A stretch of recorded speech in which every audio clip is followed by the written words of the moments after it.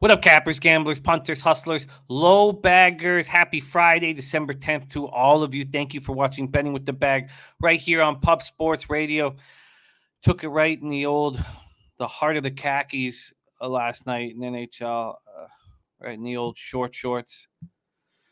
And it hurt. Friday's my in-out day. It hurt badly. It hurt badly. Wednesday was a bad night in NHL. It's been a bad week in NHL. I felt so high after last Friday's show in NHL, and then I just, right in the old fucking chocolate starfish last night, and it fucking hurt. It hurt bad. So I put on Razor Sharp's Cash It hat. I seem to do just that when I wear it. And I hope to turn this around. We have a manageable card. Our Maxwell Smart is taking a COVID test. So we wish him well and hope that he doesn't have COVID. So we are going to focus on NHL, NBA, and Grey Cup. The Grey Cup, the 108th Grey Cup is on Sunday. I've made a bet that I'm very confident in. I should be sitting here with 12 straight winners in CFL. It was just ridiculous that it was a touchdown pass. It popped out of a sure-handed receiver's hands, and I didn't catch that first quarter, which pissed me off very much. And, I've been angry all week. We have responsibilities in life. I have 2 young kids, and I need to cap all day and all night. That's the only way that I can continually cash. And I just feel like I haven't been getting enough time. So then the records have been bothering me. And then I've been getting all angry and bitchy and whiny. And I apologize for that shit. That's the last shit you guys want to see. So I hope, and what usually happens is when I cap with you guys, I kind of get out of that funk. I start feeling better. I start being thankful for the opportunity to cap with you because it's a wonderful opportunity that I'm very honored to have, and I don't want to take it for granted. So it's great to be here with you guys, and I need to bounce back fucking good. Sammy Colmer in the house says, morning, Jimmy. I'm the Raptors. 9 straight home wins versus the Knicks, including 12 of the last 13 Knicks on the 3rd and 4th nights, and have Bucks on deck at home. I would think that this would be the perfect time, too. I just wish that the Knicks weren't destroyed by the Pacers and looked so bad. That's a problem. That makes me uncomfortable. And speaking of uncomfortable, my plan was to move on the over 5.5 in the Jets Canucks at minus 115 and the Golden Knights minus 1 at plus 100. And I just had 2 more games to cap. I just had 2 more NHL games to cap. I was like, you want to, let's just finish these last 2 games and then, send it in. Finish the last 2 games just because I wanted to put it all in together. And it had moved. The total in the Jets-Canucks game had moved to 6. I don't know. We all knew Comrie was going to be in net, but it moved to 6. And just a 5-cent move on the Vegas puck line. And it made me so angry that I just didn't bother sending in fucking anything. And I'm nervous about that Raptor spot, so we'll talk about it. Clint started the Die Hard MMA podcast, says the Vikings PSA. What a wild game that was last night. God, I was trying to work, and I didn't want it on. I just needed to focus, and I didn't want it on. And I kept being like, oh, I can turn it off. And then the Steelers would come back. And then finally, with 4.5 minutes left in the 4th, I was like, okay, I can turn this shit off. And then, of course, the interception. And, for fuck's sakes. There's Viper in the house. Thank you for joining us. It might be smarter to attack Raptors first quarter or first half, but wanted to break it down with you. I look forward to doing it. Brian Watson, ready to go. About Buck says Lakers suck. Yeah, I mean, I felt like such a pussy staying off of NBA last night. The Lakers, I didn't want the Lakers after their great easy win over the Celtics, even though it was a tired Memphis squad. And then I almost bet the Grizzlies maybe about an hour before. I was humming and hawing. And then Dylan Brooks goes down. And then with Brooks, then I was like, you know what? Maybe I should just bet first quarter. And I didn't even do that. And the Grizzlies lost the first quarter. God, it was just a just in my head too much these days. There's Puzzler ready to go. We got Curtis Barry ready to eat. Eric Nisbet in the house. Henry Dice. Rem Most says, I see Winnipeg Blue Bombers at -2.5 and -3. What do you think? I'm amazed. It's the market's all over the place. And let's talk about the game there when we get there. But I'm on a very simple bet that I expect to cash, and it's not a side, and it's not a full game spot. So we'll talk more about it when we get there. But the Bombers have been between -2.5 and -4.5, and that's a big swing across very important numbers. Wesley Costa says, hey, I'll need a big day today. Went with the Sharps on the under in NFL yesterday. Looked okay until the Steelers woke up. TC, Rangers, Sabres under 6, Jets, Canucks under 5.5 at +115. Wow, TC, because that's moved to 6. And it's not even that bad of juice. Here, let me just check it one more time. God, it's moving around so fast. Yeah, now the 6 is under 6 is at -120. God. All right. Turnsy, I didn't help at all. Chris Berry says Roethlisberger looked rejuvenated in the second half, was throwing perfect passes. Fairmouth almost had it. But Turnsy says Big Ben is washed. All right. TC says Zags lost their headband mojo. James Lowe went 3-0. Tailing Maxwell, smart. Their serious business. We've missed serious business. Not flush Allen. Tata Booker. That's okay. We got Tata Booker and Red Girl in the house. That's the kind of energy I need to get. Shake it off day. That's what TJ is calling it. Shake it off day. Oh man, Slatsy 3-3 in NHL last night. Slight profit. Hawks with Fleury going for 1,500. That was easy money. It was easy money. Today, Rangers regulation. I like the Rangers in regulation as well. The line shocked me. I just couldn't understand why they wouldn't be bigger favorites against the Sabres team, who now is who we thought they were. All right, let's get to work. Bobby Boucher in the house. Jeff Shahadi said, I spent too much effort on Saturday's 100+ NCAA games, doing too much and getting in my own way. Need to attack it smarter, not harder. How does the gang approach a 100-game slate? If guys want to jump in and answer that. 100-game slate is impossible. That's, and Pistol Pete Loshak always talks about biting off, don't bite off more than you can chew. But he caps differently, and he's able to look at all of those games. One thing you could do if you wanted to is start going over the 100-game slate and then immediately throwing out the games. You're like, I'm not, and then putting an asterisk and say, I think I could cap this game. I think I could cap this game, and see if you can at least cut it down to 15 or 10. 15 or 10. All right, Dav Fenn says Islanders was a bad beat. Islanders hurt me so bad. I mean, the Flames lost in overtime. The Oilers had tied it up at 2. Wesley Costas loves the Rangers bouncing back. There's Mark Schillingberg locked in 4 plays already. All right, let's get to work. There is Vitalis says, can you ask Arizona Taxation Board if they will allow the Coyotes to play tonight? I want to make sure they paid the $1.3 million. They have paid the $1.3 million in back taxes. They have paid it. Billy Friedrich says fading the Lakers second quarter has worked well again last night. And all right. Trinity says just get back in the sauce. Yeah, I've been very sober. That's another thing that's happened. Very, very, very sober. And there's Dan Kelly says, let's get right back at it. Thank you, Dan. I would like to do that very, very much. There's Jimmy Gomez in the house. Mike M. Cab, Rem, Dutch Boy Fresh. Says Jimmy starts his day in the black. He will end the day in the black. I love that. There is Trusty. Says my computer broke, so I'm screwed. Damn, Trusty. I don't like hearing that. Chief, ready to go. Thank you guys all so much for joining us. Sway 380 says put your life savings on OKC Moneyline. That's a wildly interesting game. All right. And Dan Kelly giving Dutchie that great call. Respect on San Antonio. Dutchie coming off a great day here with us. Man, he was so good. So strong. All right. Thank you for the very kind words. Mike, thank you for the kind words. I need to succeed gambling, for quality of life. So,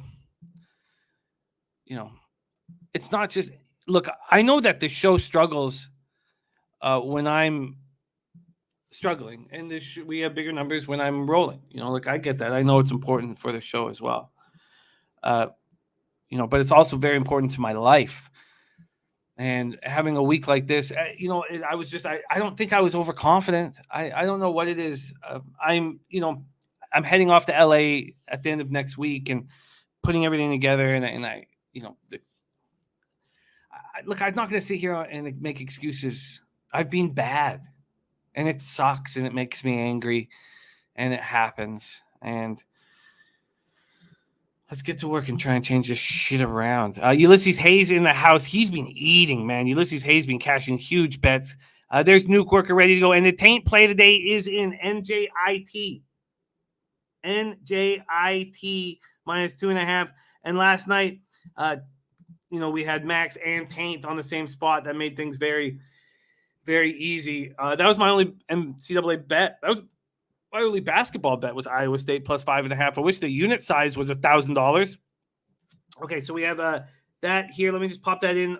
Oh, that's great. You know what? We aren't, because Max is getting his COVID test. We're not talking about this card in NCAA basketball today. And it's not a very big card. We're going to focus on NHL, NBA, and CFL. So taint play of the day is NJIT minus 2.5, NJIT minus 2.5, and long live Taint. Long live Taint.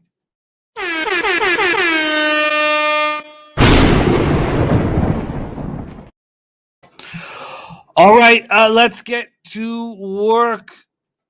Cap says to improve that life quality, Jimmy, book a flight to Dallas after LA. I tell you what, we're very, very close to announcing our plans for the last 2 weeks of March, and they involve the great state of Texas, and they involve us all partying together, hanging out together, capping together, going to games together. It involves all of that. So we're so close to announcing that, Cap. So everybody in and around, anybody in North America, we want to pack it out. So I'm going to be seeing you, Cap, shortly, and I'm very, very excited about that. So that's happening very, very, very soon.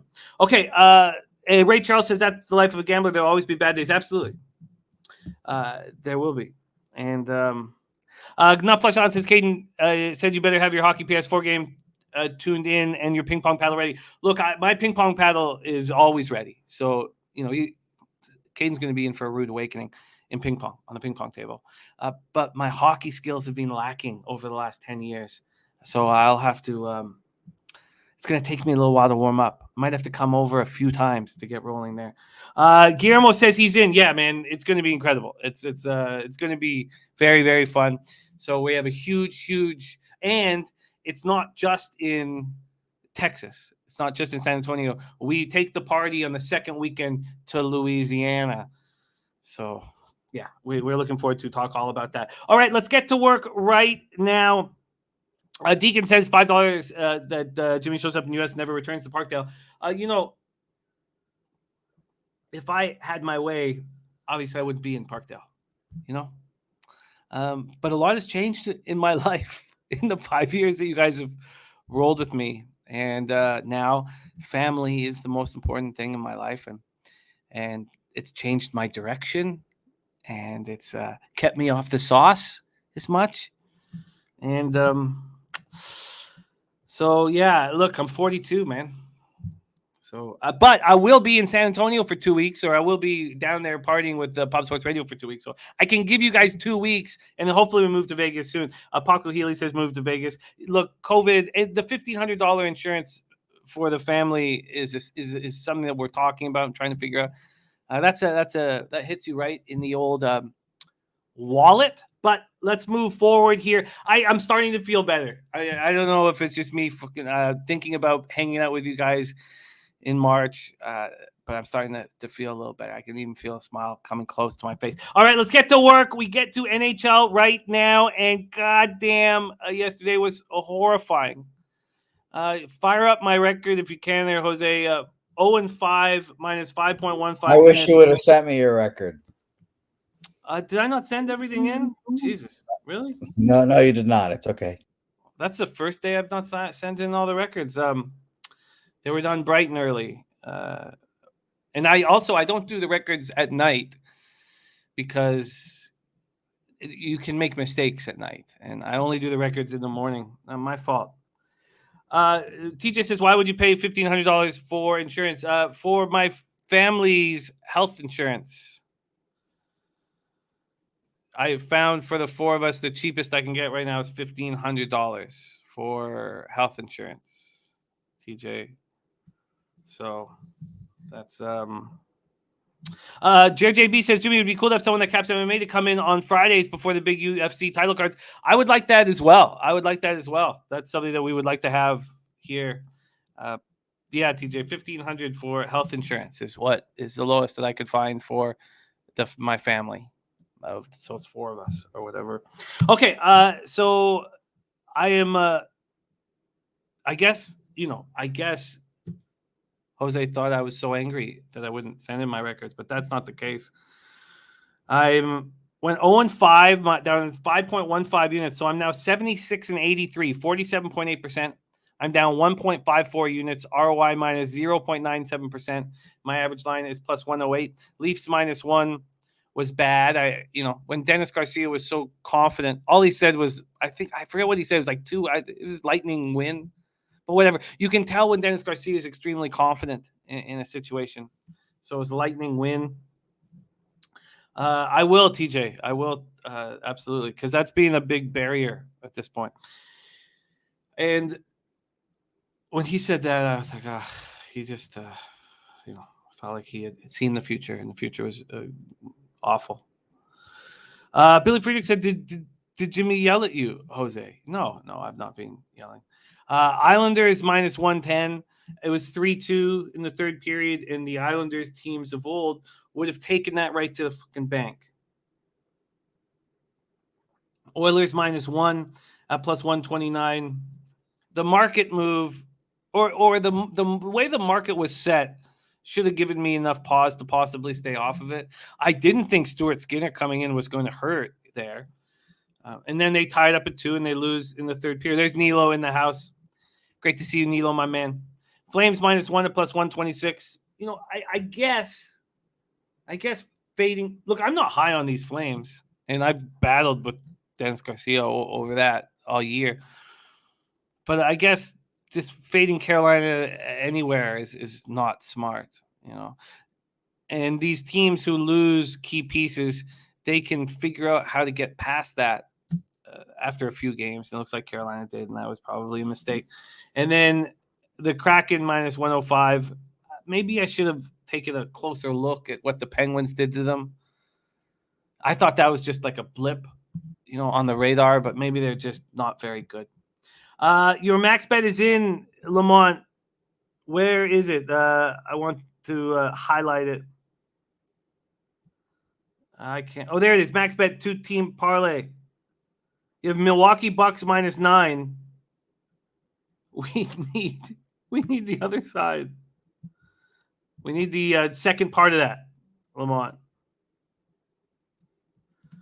Okay, we need a second part of that. Jimmy says, through my work, it ended up being $550 for a family. Yeah, like I get that side of things, but when you're just a gambler, it's hard to get that shit covered unless you're losing a lot of money. All right, let's get to work right now. But Lamont, you did give us the Bucks minus 9, and that was it for the 2-team parlay, unless I missed something. Okay. Real Deal Prime says, look at the value in Buffalo tonight. All right, well, let's get to work right now. Jose, I don't know if you got a chance to send over a link to Derl, but if you could, I haven't done that yet. And let's get to work. Okay, we start at Sorry, let me move up here. We start at 7 p.m. Eastern, and Kike starting by saying, is Shesterkin back today? Is Shesterkin back today? And Sportsman of the Year listening but can't talk. Uncle Oliver in the house. Thank you, Unc. I like that, Cab. We'll talk a lot about that. Rangers -1.5 for Mike M. Shesterkin might be back today. We aren't sure. We do know that it's going to be Georgiev or Shesterkin. So at least we're not talking about Huska. And Luokkanen's going to get another start. And I don't know if I believe in him. Birdie says Rangers' third game in 4 nights. They were gassed versus the Avs like we suggested they would be. In my opinion, that does not change tonight. If Shush was playing, it would be different. Sabres at that money in this spot. Sabres at that money in this spot. Jimmy says, with a blanket job to cover his family's medical. Jim, I love you. All right, Rangers power play 24%, penalty killing 83.1%. There's Tom and Tom Racing joining us. Nice to see you, Tom. Thank you for wishing us well here. Coming off a shit night. Buffalo 19.7% power play, 78.7% penalty killing. Let's go over to the market here. We have these Rangers. Oh, sorry, that's on the puck line. The Rangers opened up as a big number at the puck line, by the way. The -1.5 was plus 151. That's down to plus 130. So money coming in, clearly coming in on the Rangers. And I understand why. And I also find it interesting that, someone sharp like Birdie is on the other side here. So Rangers opened up -158. They're now -185. And from a total standpoint, we have this opening up at 6 juice to the under. It's no longer juice to the under. Oh, it's still slightly juice to the under, but there's been a 10-cent move towards the over. Let's move over to the cash in this spot. We have. Oh my God, they're saying Derl is in goal. No way. It's Luokkanen again, right? It's got to be Luokkanen again. Sports Insight saying Derl's in that. 94% of the tickets and 99% of the cash on the Rangers. 65% of the tickets, 98% of the cash on the under. Wesley Costa says Sabres are a bad team. However, they are 6-7-1 at home, so they are competitive. I don't believe that Dell's in. I need to have proof of that. And Fanatical Jim says Rangers recalled Kincaid, so it's probably Georgiev in net. If it is Derl, we'll do that. But let's make sure that that's the case. So also, I think it's important when we look at both of these hockey teams that they are the worst face-off teams in the NHL, 31 and 32. And when they play teams that are very good at face-offs and know that they're going to have puck possession, we should confidently fade both of them. So that's just something to keep in the bank. Remember that these are the 2 worst face-off teams in the NHL, and that will really hurt this very talented Rangers squad when games become more important and the competition is better. The Rangers had their 7-game winning streak snapped on Wednesday night in a 7-3 home loss to the Avalanche in the second half of a back-to-back. We talked about Huska, Shesterkin, and Georgiev and Kincaid being called up. Sabres coming off their 5th straight loss in 9th and 10 games, 2-0 at home to the Ducks on Tuesday night. Luokkanen looked very good in his NHL debut. And I don't know what we're going to get game 2 from him because he was bad in the minors, but he was a very highly thought of prospect. And maybe he's really trying now. I don't know. I can't. Usually I would have an idea that, that was, luck. He's going to get lit up or have some angle on it. And I'm a little concerned that Luokkanen could be very good. And Puzzler says Luokkanen confirmed. Okay, thank you for that. Danny A says Rangers in regulation. And Brandon Maring says never bet them again ever. Casey Middlestad's injury on Tuesday is of the long-term variety. It's too bad. This is now the Sabres team we expected on their way to being the worst team in the league. I expect them to be the worst team in the league, their second worst team in the league this year after the Coyotes. And that's what they're doing right now. TJ says, I don't understand how it's a bad spot, but he went to Chicago for 1 game, then back home for 1, and now it's a short trip to Buffalo. Sammy Comer's on the Sabres small. Anytime you see 94% and 99%, those are numbers that are a little concerning. But I think the Rangers -1 is the spot that does make sense. There's Foxy in the house. Thank you for joining us. Let's get some winners today. I can understand Rangers -1, but as this moves and moves and moves, I could have got it -175 and plus 135 before the show started. It's now -192 and plus 125. I don't know if I want anything to do with that in all honesty here. So, the Sabres have been sitting at home. They played much better against the Ducks on Tuesday night, and they're rested. And there's Jeffrey Blue here. It's not going to be Dell, and but I disagree with that, Birdie. Dell has a job because he's absolutely loved. He's just such a great guy, quality guy. That's why he's continued to have backup goaltending jobs. But he's always lost his backup goaltending opportunities. And when he first came in the NHL, he had that really nice run, and he's never been able to replicate that. So, but it's not him; it's Lokinen in net. And I will fade Dell with great. Now, when Dell comes in halfway through a game, he seems to look okay. But when he knows he's a starter, that red light burns the back of his neck. All right, let's move on to the next spot. 7 p.m. Eastern, Pittsburgh Penguins at Washington Capitals. Penguins 12-8-5, 7-3-3 on the road. Capitals 16-4-6, 9-1-4 at home. Capital One Arena, Washington, D.C. I do love, though, that Birdie likes these old goaltenders that have been, passed around like a party favor. I do respect that very much, Brady, out of you. You see the best in people. Tristan Yari, 11-5-4, 1.92 goals against average, 934 save percentage, 3 shutouts. Ilya Samsonov, 11-1-1, 2.42 goals against average, 916 save percentage, 3 shutouts. Billy Friedrich says maybe the first period under here too about that Sabres spot. Sabres 0-4-6 to the under last 10. Rangers 1-4-5 to the under on the road last 10. That's a very interesting way of looking at it. With Luokinen, having confidence in Luokinen. That's a very interesting way of looking at that Rangers-Sabres game. What's going on with this total in the Rangers game? Oh, it's been moving towards the over. I'll take a closer look at that, Billy. It's a very rested Sabres team that's ready to pounce. I don't think they're capable of doing it, but this is a very good situation for them, rested at home, but they don't have Middlestad. All right, let's move on. Penguins, Capitals here. Samsonov has been so good this year, and Kuznetsov has been spectacular. He left practice early on Thursday because of a lower body injury. Laviolette says it's precautionary. He's hopeful that Kuznetsov will be ready to play tonight. He's got 28 points in 26 games this year. He's been very strong. And with Backstrom and Manta still out, they're very happy to have TJ Oshie back, but he's going to take a little while to roll here. Penguins, 15.3% power play, 91.9% penalty killing. Washington's power play has struggled without Backstrom and Oshie. They're both key components of this power play. And now Oshie's back. He will help. 82.8% of penalty killing. Slatsy says Gensel, a huge loss for the Pens. Rust is a huge loss, and now Gensel week to week with an upper body injury, and it is a huge loss. These teams seem to handle these injuries so well. The Pens are very well rested, and so are the Capitals. That adds another dynamic to this game. So the Penguins come in off a 6-1 win at Seattle on Monday night. That road trip started off poorly with losses in Calgary and Edmonton, and finished off by outscoring the Canucks and Kraken by a combined 10-2. The Capitals are also well rested. They haven't played since their second straight win, 4-3 at home over the Ducks on Monday night. So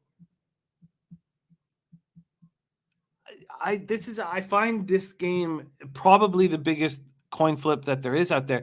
This total opened up at 6 and is now moved to 5.5 at Pinnacle, and that 6 is at -130. I used to bet unders when these two teams played all the time because it was such a battle and playoff type atmosphere. And I don't know how. I would have to look at what the individual ROI from just betting unders, and I don't think it was excellent. But I bet them, and I would imagine that it was a slightly positive ROI because I kept going back to the well. And I can understand why this is moving to 5.5, missing star power here and two fresh teams that are going to battle. Mark Schillenberg said the Caps embarrassed us, meaning the Pens, earlier this season. I think there's going to be a revenge game possibly, and the Pens really tighten it up with big injuries. I'm on Pittsburgh money line here. I wish I had already now that I'm talking it out loud, I kind of wish I was already on that under 6, but I'm not going to take it juiced to -130. And I don't want it at 5.5. It looks like that's just a miss. Deacon Mike's on Pittsburgh to score over 2.5, and Dennis Garcia's on Pittsburgh and the over. So why don't we just take a quick look at where the cash lies in this spot? We have 1,803 tickets in, and 86% of the tickets and 99% of the cash on Washington. And so you have to think at that point then that this market will move towards Washington. I mean, a really small sample size of tickets, but you have to think that'll be the case here.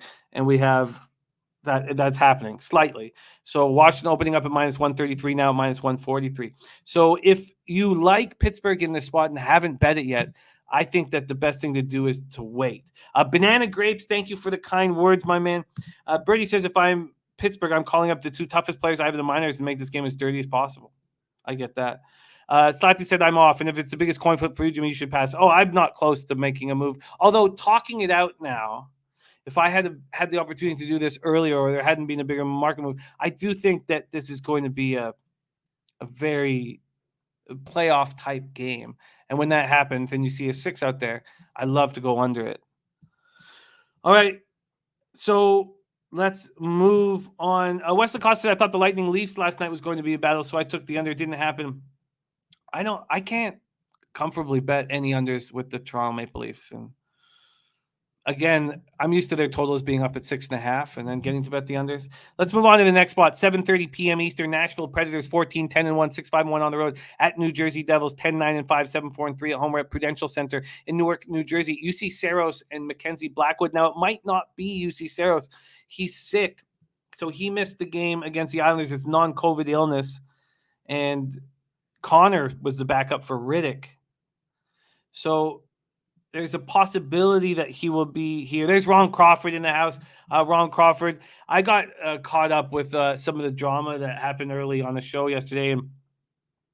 And Ron Crawford gave us the Blues as his spreadsheet play of the day. And I was supposed to mention it on the show. And I feel like I took money out of your pockets by not sharing that with you guys. I did tweet it out, though. So those of you who follow me on Twitter would have seen that we tweeted it out. Blues in regulation at minus 109, and it was a spectacular call.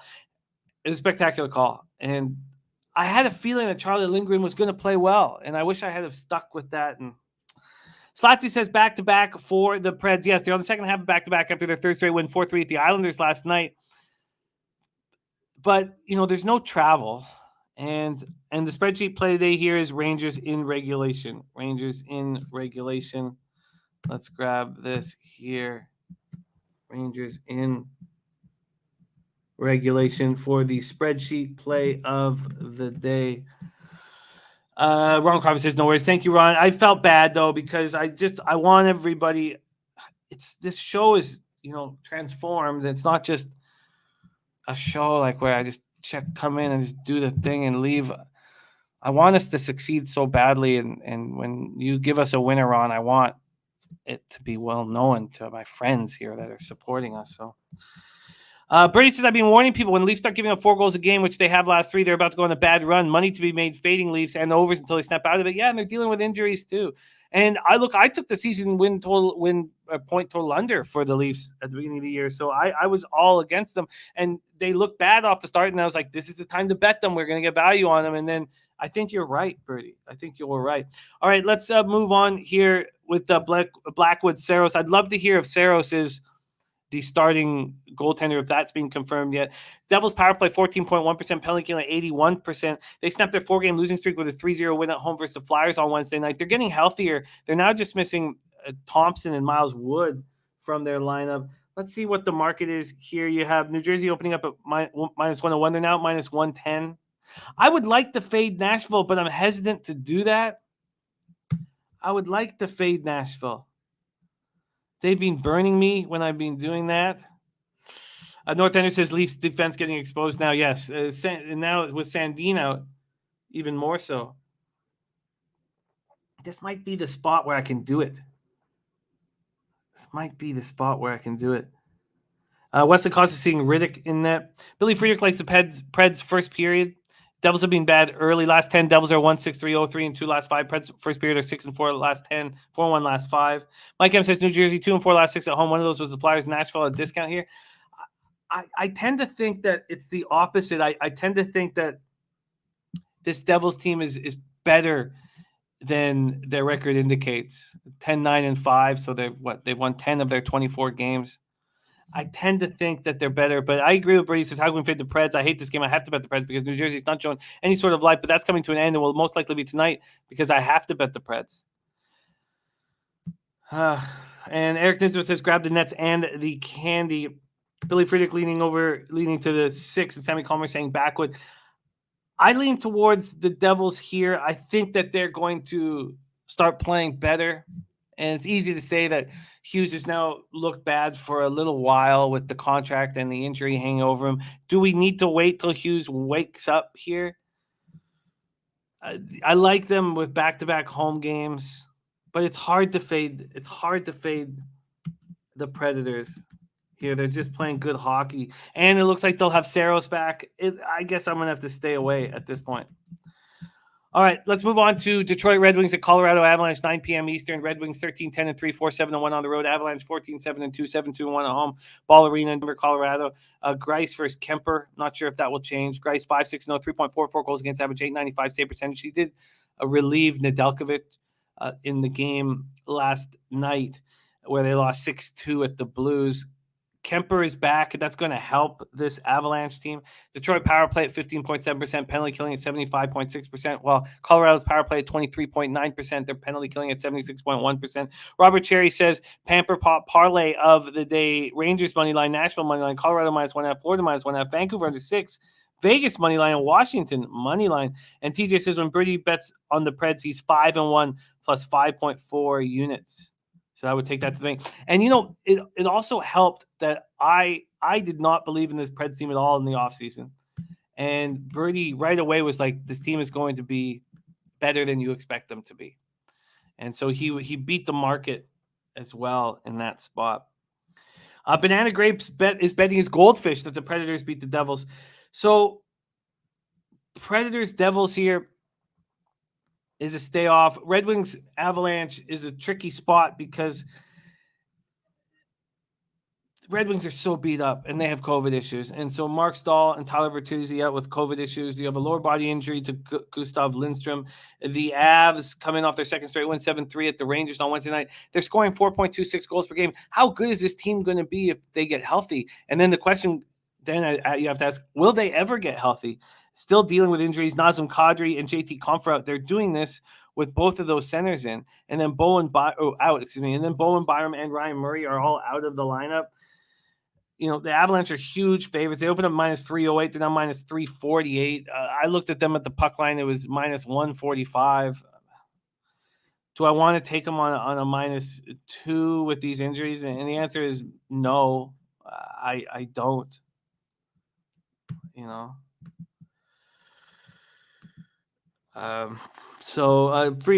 Freeze said, I'm going to bet the Avs team total over 4.5 at +135. It's amazing that the team total over 3.5 is juiced the way it is. So this is a spot where I'm going to have to sadly stay off. You have 84% of the tickets and 97% of the cash on the Avalanche.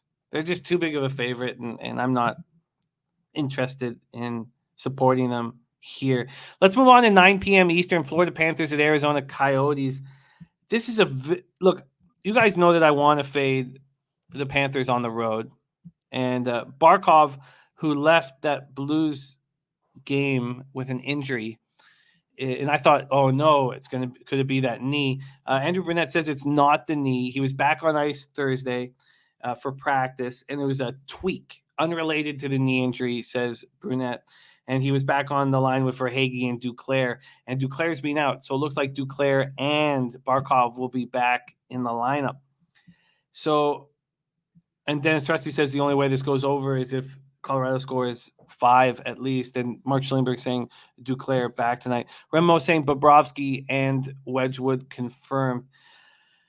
Clint, I would be interested in this very fresh, rested Coyotes team to fire out early.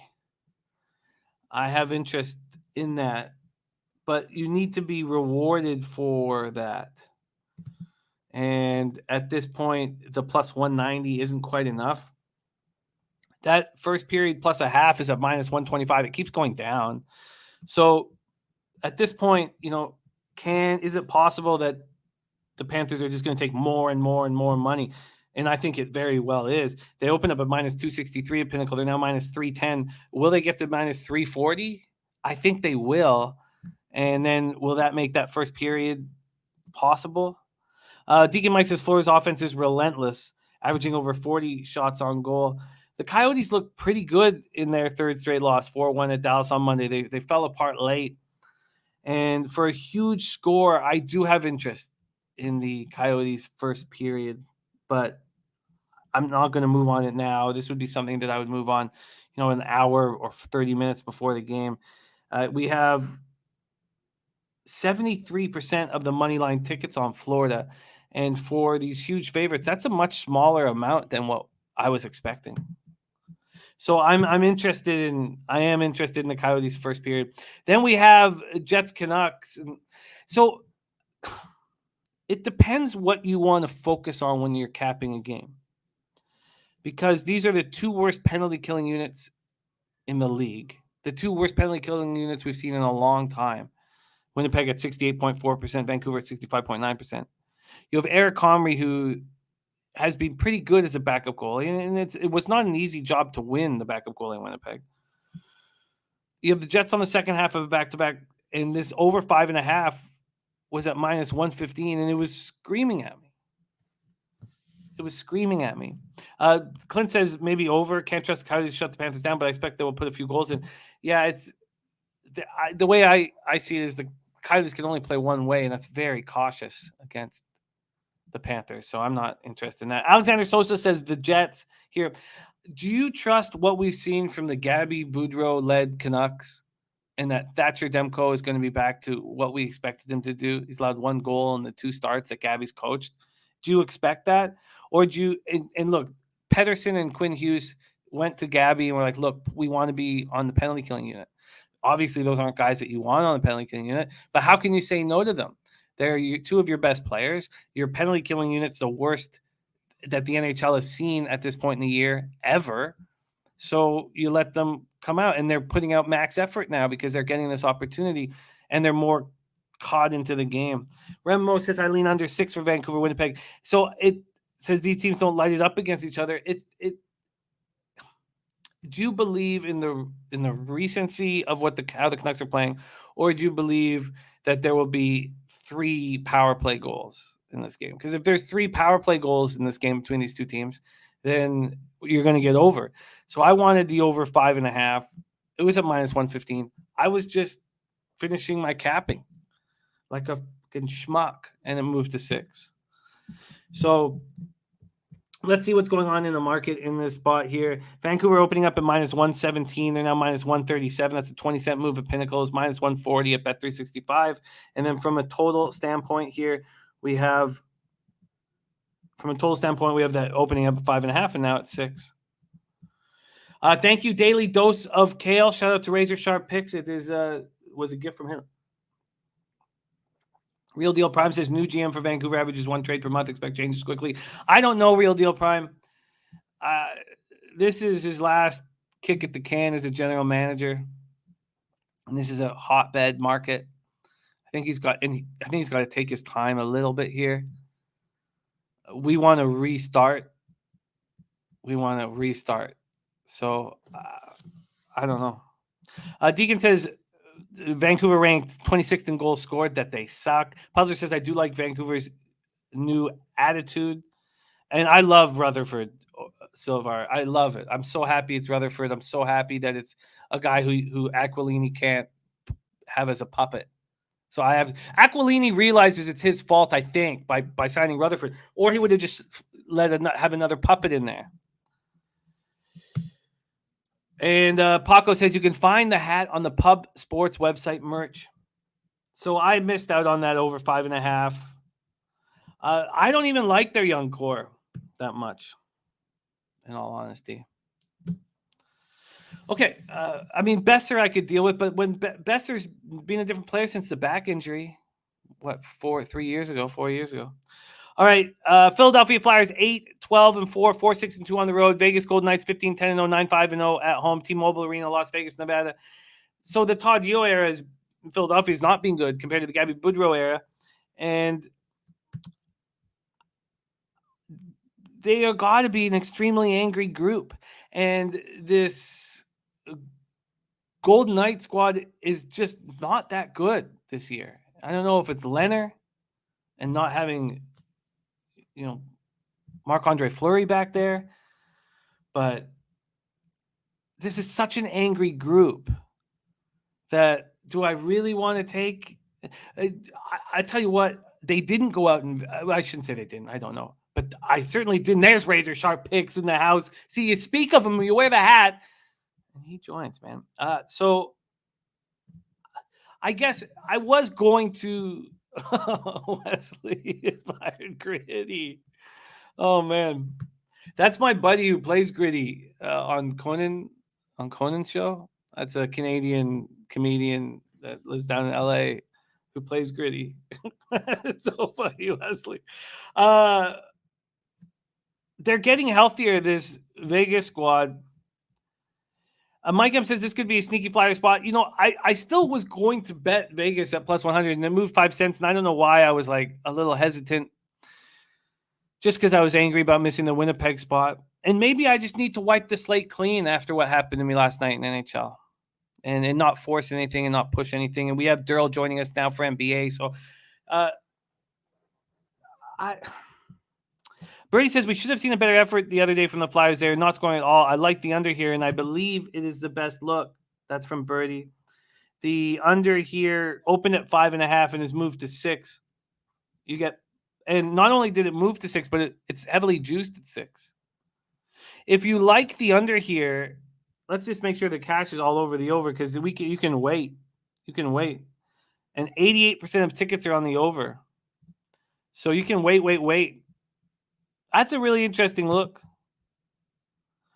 North Ender said that comeback against the Stars was pretty special. Could have had them live at plus 1450. And TJ says kind of like Vegas first period minus a half at plus 120. And Birdie is waiting. Remo said take Mama Strike, not leave the show. See if Gritty really got fired. That's funny. That was a good one. Pago Healy says Lehner should respond after getting yanked last game. Lehner's not a regular guy, so don't expect regular things from him. But he's a good goaltender, and he's not been good this year. Phillies power play at 13.9%. They need Ryan Ellis back. 79.2% penalty killing. And by the way, in that Canucks game, you have 49% of tickets on the Nucks, but 85% of cash. Some big bets have come in. Birdie says, do I take the better number on the under at 6 or do I take the juice on the under at 6.5? That's a good question, Birdie. That's a really good question. And if that number is minus 120 on the 6.5, even if it's under minus 130, if it's minus 125, I kind of tend to like that. Because with the 6, you just get so many pushes. All right, so look, I want to lead by example in NHL more than anything. I want it to be a sport where you guys can count on me to put money in your pockets. And what's happened to me this week is really hurt. And I was up almost 8 units coming into it on the season. And Deacon says you were winning more when you resembled Trusty with the wannabe beard. It was not a wannabe beard. It's just that I'm working so hard. I don't have time to shave. That's what's up, man. And, so it's just, I know I'm going to bounce back. I know that this is my sport, but I'm just going to be a little hesitant here today after the shellacking I took. And it's so fucking frustrating that I'm not beating up NHL. So, all right. So going back to it, look, I can understand the Rangers -1. I just think that this Sabres team is ready. If they're ready, they're rested and ready. And I wonder if they fire off. Nilo says the pigeons are laughing at you. It's warm and they're looking at you from the ceiling. From the ceiling. Actually, I don't know what's going on with the pigeons. They found a new fuck spot. So I think that Billy Freezer said just find one spot in the NHL. I think that first period under 1.5 is something I want to study more in that Rangers game. And the Pens Washington game, I really want to watch it, but I don't know who has the advantage at this point. I think the Pens are angry, but these guys they hate each other. They're always going to play hard against each other. I started to think that the Devils might be able to play, but if Saros is not in goal, If Saros is not in goal, I will bet the Devils. But if Saros comes back, gets in the room, says, look, guys, let's keep this winning streak going. I'm ready to go. Then I don't want them. And then Red Wings Avalanche. What do you get if you let's just quickly look at the we got to get in the NBA, and I apologize for making Darryl wait here, but I'm just the Avs first period minus a half at plus 105. Is that not the best spot there for us? Avs first period to take the lead here, to come out and to take the lead against Thomas Greiss. Why wouldn't it be? All right, so Avs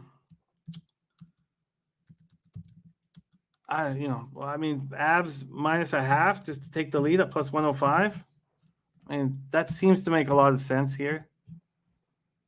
Chris Berry says likes the Avs first period. And I like the Yotes first period. So I think that I might wait on that. Real Deal Prime says don't piss off Darryl, not a man you want angry. No, I never want to piss him off. So maybe I do have spots on the board. Maybe I just focus on these first periods. Because I think the Sabres could come out ready to go. Because, I think maybe even the Sabres first period. I think that maybe the Sabres first period going against the market move, but then you'd want to wait. Sabres first period at plus 120. They're going to come out fired up. All right. So there's some thoughts. So I'm going to keep working on this card, and I will tweet out my action, but there will be action. Sabres first period goes. Be well, Nate Dogg, my man. Okay. Mike M says Sabres seem to start quick, then puke their nuts up late. Puke their nuts up. A Real Deal Prime says Sabres attack early. They're a rested group. They're going to have a ton of energy out there. And I still don't believe in Georgiev. So, all right, let's go. Do good. Yeah, right. People are so dumb. A lot of money's being made on first periods. Do good. And one thing we do is we honestly track our action. That's the one thing we can promise you, Do Good, is honesty and transparency. All right, let's go right now and get to work and bring in our NBA expert coming to us live from Los Angeles, California. I love working with him. We have a really nice looking NBA card. Let's attack it with our man. It's Derl in the house. Darryl Rice, how are you, my man?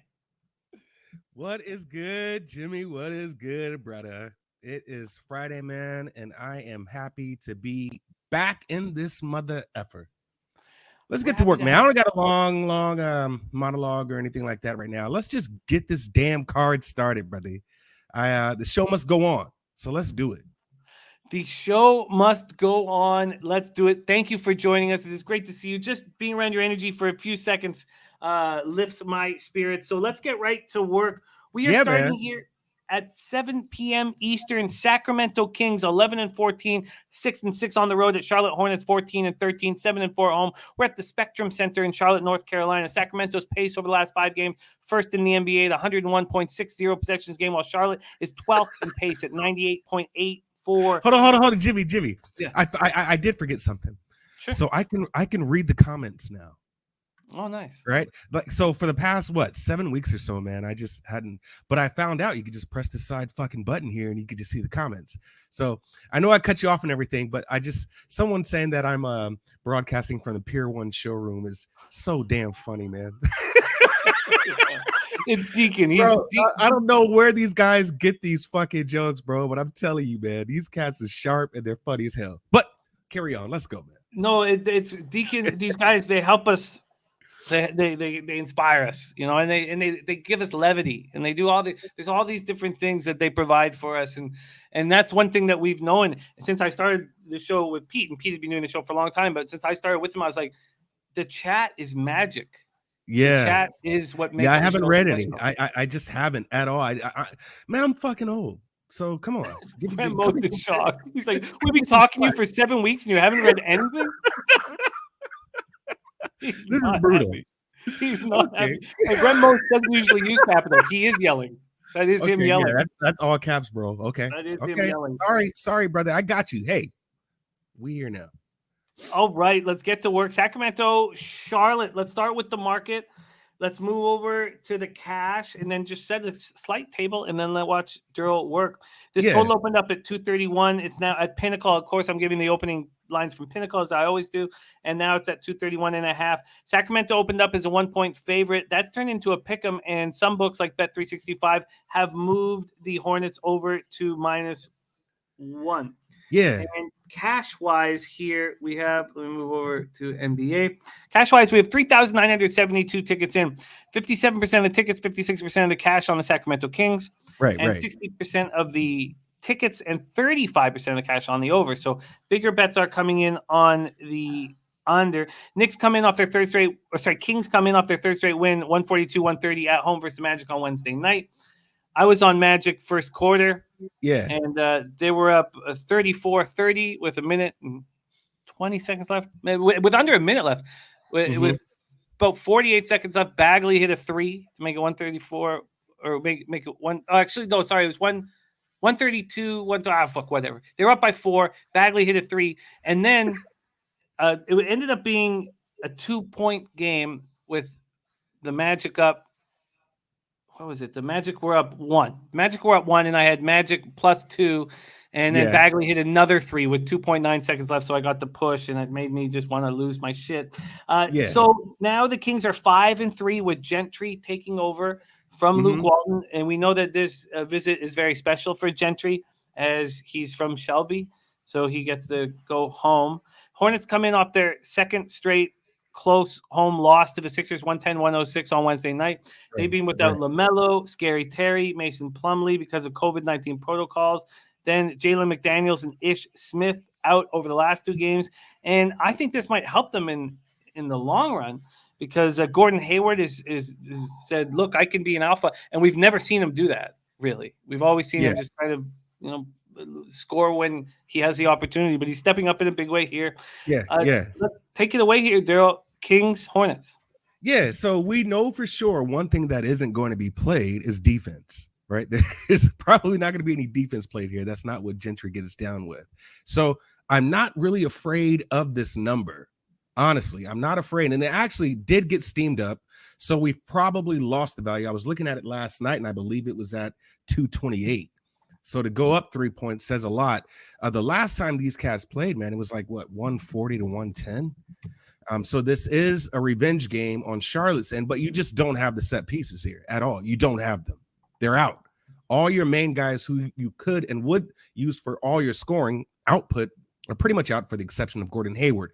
PJ Washington has showed up. He's played good. Of course, Miles Bridges, maybe he's just playing for a contract. We've talked about this before. I still believe, man, this is a Sacramento spot. It really is a Sacramento spot here. Sacramento right now, just putting some numbers together, they're putting up the same amount of volume of field goals as Charlotte, right? But Sacramento is making baskets. They are quietly like in the top 3 on first half ATS. Didn't know that. This is another good team, man, who covers first half spreads. Now, if you remember, Jay, I want to say it was about 2 weeks ago, one of your biggest locks you'd had was Sacramento first half. I believe it was against New Orleans. One of those. Man, this is one of those games to where I feel it gets out of hand for Charlotte. I really do feel that. Right now, they're averaging just about the same amount of points. Sacramento put up 70 in the first half last game. I mean, Charlotte is a second half team. They're a second half team. We've talked about James Borrego giving his guys fucking coke, when they go in at halftime. And I just believe this is just one of these angles to where you could smash Sacramento first half, honestly. So I did take Sacramento first half. I believe you see that at probably 0.5. Just give me the money line. Or maybe because it's a pick'em, that it's just 0, right? So just give me Sac in the money line. I do believe this is just going to be a smash spot for Sacramento here. Now, mind you, I know Sacramento plays tomorrow. I believe, they play tomorrow against Cleveland, which is a harder game. So that's why I didn't want to touch the full game. So I do like the first half. They're they're dominating first half spreads. So it's just one of these things, man, that they have a rhythm. You look at their last 3 games, they have a rhythm going on right now. I do like this team to smack Charlotte in the first half. Well, let's do this right now. We've also been we've added, and I don't know why I was slow to do this year, but we've added Circa in for the line shopping. Those of you in the States right now, they give you really nice odds. Now they have limits. You can't. That's their defense against giving nice prices. They have limits for bets. About 1,000. Some first half limits are $500. So it's not great for the professional bettors, but for the recreational bettors, it's a great book in the States that's legal if gambling's legal in your state. So we have first half here. Circa's giving you a nice option here. They're giving you plus a half. Actually, maybe it's not it's the lowest juice. They're giving you the money line at minus 103. Take it. Or plus a half at minus 110. No, I'll take the money line. Half point won't do me any good anyways. I will take the money line here on this one. I just think this is a king spot for real. I really do. Kings first half minus 103. I like this look. I mean, obviously it concerns me just because Kings first. Anytime I kind of go back to but it's been a little while since I've gone back to this Kings first half. I like this look. Our guy Darryl on the board. Kings first half minus 103. Let's move on to game 2, 7 p.m. Eastern. Dallas Mavericks 12-12, 6-6 on the road. To Indiana Pacers 11-16, 8-6 at home. We're at Gainbridge Fieldhouse in Indianapolis, Indiana. These two teams playing at a slow pace. Dallas 25th over the last 5 games at 95 possessions again, 95.1, and Indiana right behind them at 26th at 95 possessions a game. Ulysses Hayes is on Charlotte money line, full game on the other side, and but I see a world where you guys both win here. Let's move to the spreads and totals in this spot. Take a look at the market and just set a quick table. We have Indiana opening up at minus 2.5. They're down to minus 2. This total opening up at 213 is now at 213.5. Mm-hmm. Now, I let the market scare me off winning plays, and it also leads me to winning plays. Overall, I've been trying to track it. TJ's really, TJ in our chat here, he's another capper that inspires me to be better. I've had this very simple spreadsheet for my record keeping, and he has added immense amounts to it. And he's not another guy who has like spreadsheets from like 30 years ago, is he? No, I mean, like, he's creating new ways to track your action right now. Gotcha. That's what I mean. Gotcha. Dan Kelly's 45 years of spreadsheets. Yeah, he's another Dan Kelly. I love that shit too. So Mavericks Pacers here. The scoring on the Pacers against the Knicks was clearly motivated by the market. It pushed us towards it, and then staying off of the Grizzlies when the Mavs beat them was purely motivated by the market. Let's see what the market says to us here. 3,606 tickets in, 49% of the tickets, 62% of the cash on the Pacers, and yet the market is moving towards Dallas. 56% of the tickets on the over, 92% of cash on the over, 92% of cash on the over, and it's gone up a half point. Mavs snapped their 3-game losing streak with a much-needed 104-96 win at Memphis on Wednesday night, second half of back-to-back. This is their 3rd game in 4 nights. Luka went for 26, 8, and 7. Calling him fatty, everybody calling him sloppy tits and fat. I'm the only one calling him sloppy tits, but whatever names you want to call him, it seems to have sparked the fire that we were hoping for from a gambling perspective. And he said he just took a little bit too much time off after the Olympics and all that stuff. So Luka and KP played just over 23 minutes. He was in foul trouble the whole time. It was Luka that changed everything. Pacers coming off their second straight win, 122-102 at home versus the Knicks on Wednesday. Rick Carlisle is now in COVID-19 protocol. Practice was called off yesterday. I'm very curious to hear how you think that will play out. And this whole Sabonis and Turner and LeVert and all these guys on the trade deadline, we made a point of saying it doesn't matter. It doesn't matter at all. These guys don't care. And it's not like they dreamt all their life, I someday I would like to be an Indiana Pacer. So, that doesn't bother me. But Carlisle being out is tricky I can't wait to hear your breakdown here. This is a fascinating game capping wise. Mavericks Pacers, take it away. Yeah. Okay. So I'll make it quick because I know we have 9 games, but this one's kind of special because you have a lot of things happening in that organization, from the office to the team itself, right? So first off, is it a fucking fire sale going on right now with this squad? I mean, we're talking about trading Turner, Sabonis to get some set pieces in there. Probably shouldn't be happening right now, right? So that's one thing we need to talk about. What is the mindset? What is the mentals of this squad right now? That's the first thing. The second thing is the organization having doubts about bringing in Carlisle because of this damn record? That's something that we need to talk about as well. The schemes are not working. The actions are not working. And for whatever reason, they're giving up games in the second half, bro. In the second half, they're giving up games. That shows a complete failure about the lack of adjustments that the coach can make or isn't making. For whatever reason, he's not making the right adjustments and he's getting handled. He's getting his ass handed to him, at the second half. It's just one of these, for whatever reason, it's not working.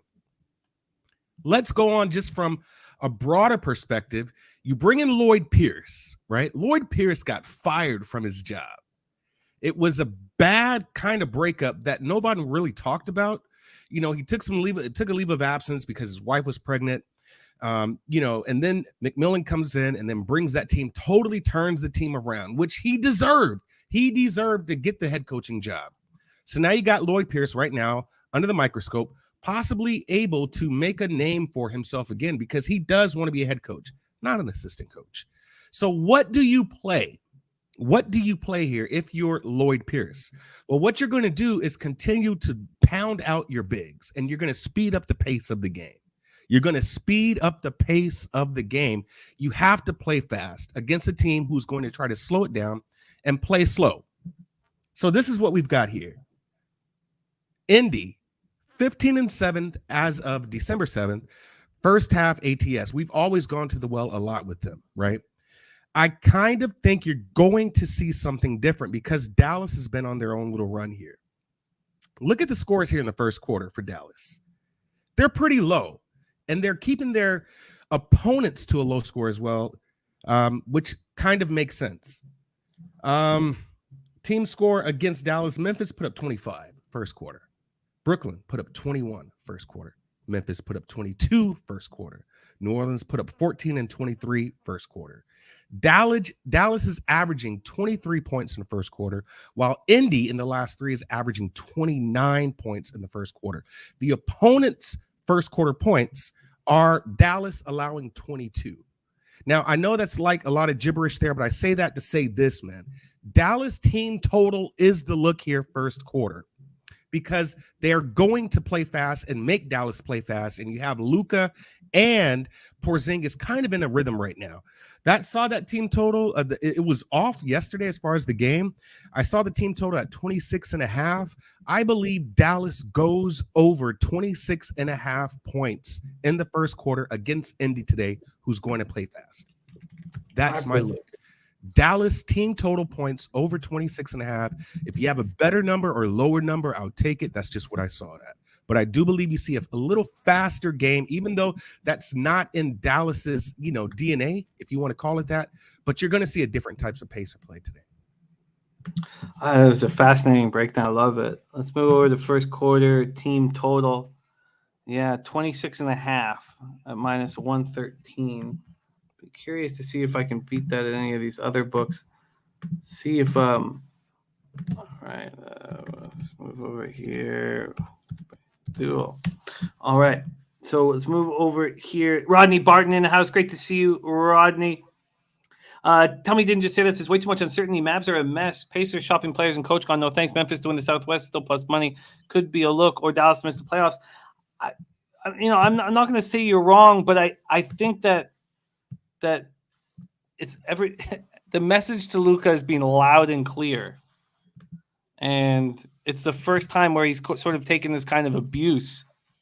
He's always been the star child, and so I expect him to play very well here over the next little while. Let's see what we can get over at FanDuel. They're going to give us, first quarter away team total. They're at 27.5. Okay, so 26.5 is the best we can get you. Over team total, Mavericks team total over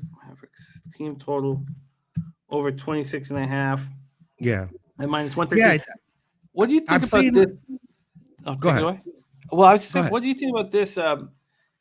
If there have been some issues with the way Carlisle's coached the Pacers, Right. and now they get to hear a fresh voice in charge, do you think that the Pacers may be better than what we've seen them play, even though they're coming off a game where they look quite good? Do you think this is a Right. spot where the Pacers come out flying? This is why I took Dallas team total points, because you're going to see a faster game, I believe. I believe that wholeheartedly. You're going to see a faster game. Now, to someone's point, they're saying don't chase numbers. Well, if I chase numbers, I would look at the under here, because Dallas averages lower points than what I'm willing to give them here, right? So no one's chasing numbers. We understand that the market itself is always reactive, and you either got to get ahead of it or stay in the flow. So I do believe Lloyd Pierce is going to change that game plan. You really can't get any better than how they're playing in the first half anyways, right? They're in the top 3, right? Indy's third in the league with first half ATS. Where they have issues with is the second half. And we saw that early on. So what Lloyd Pierce is going to have to do is possibly, hey, go ahead and play your game in the first half, right? You do pretty well in the first half. But we're going to see what adjustments need to be made during halftime, make the proper adjustments, and then move forward from there. So you'll see a different second half game if these guys are up. I guarantee you that. They're not going to play their same rotations. They're not going to have the same kind of schemes that they've been using, because the teams are adjusting to them. So in this case here, I do believe if Indy is up, which they should be up, right? That's just how they play. They should be up first half. If they're up, you're going to see a different type of game plan. If they're down, maybe they just do kind of the same thing, but just make it more efficient. I like it. One thing that's changed so you got me on Pacers first halves, and they were cashing for me. One of the few spots in NBA that been cashing for me, but you did that. And one thing that happened was when TJ McConnell went down, I stopped trusting their second unit, and I stopped betting them. But I don't think we need to worry. Is that part of the reason why you're focusing on the first quarter and not the first half? Yeah, only because of how well Dallas is playing. Remember, Dallas plays slow. They play slow. They're one of the slower paced teams in the league, right? They average the lowest amount of points just about in the first half. They suck. Dallas sucks in the first quarter, but they really suck in the second quarter. So that gives it kind of potential for Indy. If Dallas, you just look at their last 5 games, I was looking at the numbers, like these teams who are down to Dallas in the first quarter, they get back up, man, or at least make it interesting in the second quarter. Indy just plays a really good first half game all around. So yeah, you don't have McConnell there, but I'm looking at Dutch. Yes, Duarte he's that brother, man. Duarte is good. Karis LeVert should be pretty good as well, man. I mean, these guys are honestly, they've got set pieces to play. They just break down in the second half. It's all about the second half for the Pacers. But how they play, their game plan that they use for the first half, Pacers are allowing almost 29 points per game in the first quarter. So that tells me, even if they're going to play fast, that Dallas should at least put up 26.5, 27 points. I love it. So I'm thinking of taking a first quarter over 54. Yeah, that's scary. Both sides. That's scary. I thought about that too, right? But I barely cashed with them hitting a 26. So, it's one of those things where I did take Dallas and New Orleans, that game put up 14 points in the first quarter. So this is why I was scared to even take Indy, right? I know Indy isn't New Orleans, but at the same token, I think Dallas is the side to look here. I wouldn't even be surprised if you start seeing money coming on Indy first half as well. And I will probably come close to taking that, but it's just one of those things. Either I'm going to be confident in the team total for Dallas or confident in the first half. I love it, Darryl. Darryl on the board in game 2, Dallas Mavericks first quarter team total over 26.5. There's Jordan Nordman in the house. Nordy being so busy with work lately. All good, my man. All good. Anytime you're free and able to cap with us, we welcome you with open arms, my guy. And I know you have a young family like myself, and it's it's a battle, especially around the holidays. All right, let's move on to the next spot on the board. 7:30 p.m. Eastern. Brooklyn Nets 17-8, 9-3 on the road at Atlanta Hawks 13-12, 8-4 at home. State Farm Arena in Atlanta, Georgia. Brooklyn and Atlanta have the exact same pace over the last 5 games, 96.30 possessions a game. A Dutch boy fresh in the house saying a Darryl smooth brother, and the hook saying dig the breakdown, Darryl. All right. Yeah, man. Dutch is my dude, man. I'm telling you right now. Dutch is my dude. Yeah, it's a great group here with the guys on screen and also the guys that we cap with in the chat. It's a really, really, really special group. All right, let's move on to full game here. And we have Nets, Hawks. We have Atlanta opening up at -1. They've moved to -1.5 or 2. Pinnacle leading the move towards Atlanta being a bigger favorite. It's total opened up at 225.5. It's now 227.5 or 228. 4,879 tickets in. 53% of the tickets are on the Nets. 77% of the cash on the Nets. So it looks like the sharper bets are on the Nets, but market's moving towards the Hawks. So do with that what you may. And then 47% of the tickets on the under, 96% of the cash on the under. And we've seen the under go up 2 points. So 2.5 points. So did that come up? Did the big bets come in once it got to 27.5, 28? It doesn't tell me that here. Carlos Smith says, "What the hell is Native Queen?" Native Queen comes around once in a while when Pistol Pete Loshak is on. She loves Pistol Pete. But we missed her too. Okay, and great to have Tuate Latte in the house as well. Okay, let's keep going. Brooklyn comes in off their second loss in 3 games, 114-104 at Houston on Wednesday. They play without KD and Aldridge. Harden scored 25 in that loss. The Hawks snapped their 2-game losing streak with a 121-110 win at Minnesota on Monday. They're a very rested team here, a dangerous rested team. Trae Young scored 29 for Atlanta, but no Reddish, no Bogdanovich, and Solomon Hill is done for the season, it looks like. So Reddish with a sprained left wrist and Bogdanovich with a sprained right ankle have missed the team's last 4 games. Here we go, another fascinating spot, Brooklyn, Atlanta. Take it away, Joe. So I came close and then I just backed off this game. I really did like Atlanta to come out steaming in the first half as well. I do believe this is an Atlanta spot because of the rest.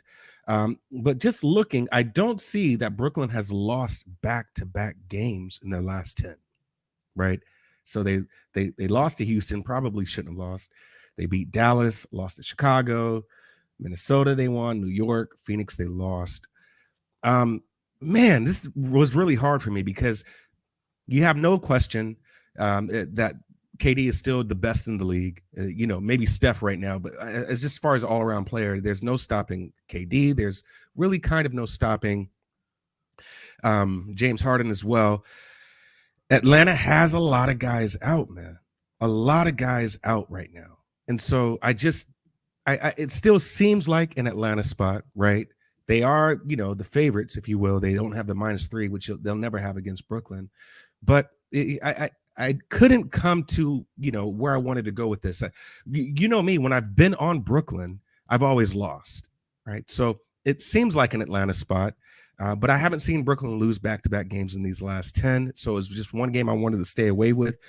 Also, they're second to last in first half points allowed, right? So it just tells me that really this team could easily lay an egg first quarter, second quarter, and then try to build back up second half. You saw that happen with Houston, really, and I just don't trust it enough to jump on a side here. So it is an Atlanta side, in my opinion, but I haven't seen Brooklyn lose back-to-back games, so it wasn't a game I really wanted to step on.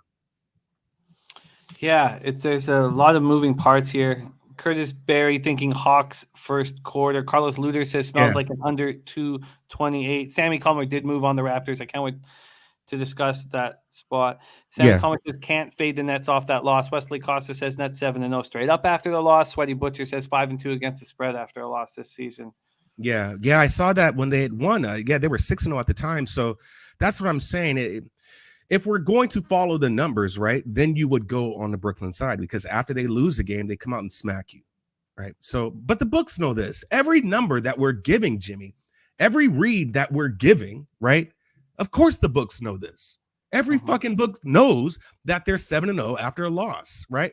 But the number itself is still giving Atlanta -1.5. So it's just one of those games to where I honestly feel that there's equal amounts of arguments on both sides. Atlanta has a long break. They've had time to game plan. That is Nate McMillan there. Even with a decimated team, you can get some things done. But it's Brooklyn, bro. It's still Brooklyn. So I didn't want to go on and play this game at all. Wham, what is good with you, brother? Happy belated birthday to you, my man. Happy belated birthday to you. Yeah, he's another great guy. It's crazy. All right, let's move on to the next spot on the board. 7:30 p.m. Eastern. New York Knicks 12-13, 7-5 on the road at Toronto Raptors 11-14, 4-9 at home. We're at Scotiabank Arena in Toronto, Ontario, just down King Street, just down the street from me. New York paced 27th at 94.80 possessions a game, while Toronto's paced 24th at 95.30 possessions a game. We have the Raptors opening up as 1-point favorites. That moves to 1.5. This total opens up at 209.5 and then drops to 207.5. Knicks coming off their fourth. Oh, let's see where the cash lies. Sorry, we have. Where'd you say the tickets were again? I forgot to mention it. That's why I'm going back here. So 2,849 tickets in. 35% of the tickets on the Raptors and 63% of the cash. And we see the half-point move towards the Raptors. So that all makes sense. Then you have 36% of the tickets on the under. Yeah. And 67% of cash on the under. And the total drops 2 points. So this is the first game where everything makes sense market-wise. The bigger bets are coming in on the Raptors. The bigger bets are coming in on the under. C. James says, thought you were in Vancouver, Jimmy. I'm born and raised in Vancouver. And, what happens? Tail takes you places, man. Places you don't want to go. But you got to go because the titties tell you to. Knicks, Raptors. So this Knicks coming off their fourth loss in 5 games, 122-102 at Indiana on Wednesday. Third game in 4 nights. The Knicks, fading the Knicks was very easy. The market pushed us in that direction. I find this game much more difficult. So the Raptors coming off a disappointing 110-109 loss to Oklahoma City on Wednesday night. Fifth game of a 7-game homestand. I love 5th game of a 7-game homestand and the 6th game of a 7-game homestand. I absolutely love. I love that in NHL and NBA. Also, I thought that the Raptors were the bet against Oklahoma City. And I was like, do I bet them first quarter, first half full game? Do I bet them? I was bringing, and then in the end, I only went first quarter. And they handled first quarter, first half so easily. But Oklahoma City, like they've done to a bunch of teams so far this year, kept coming at them and took over in the second half. And then we have 2 Canadians who relished the opportunity to play at Scotiabank Center on Oklahoma City in Shea and Dort. And they both had monster games. And it was a disappointing loss. But Toronto was without OG Anunoby and Kem Birch. And now Precious Achua is out too. And then Masai Ujiri got in the Giants of Africa conferences that he holds and the galas that he holds. He caught COVID after 2 vaccinations and a booster, and so they canceled practice yesterday out of an abundance of caution. So there's a lot of moving parts here. Darryl, can you shine some light?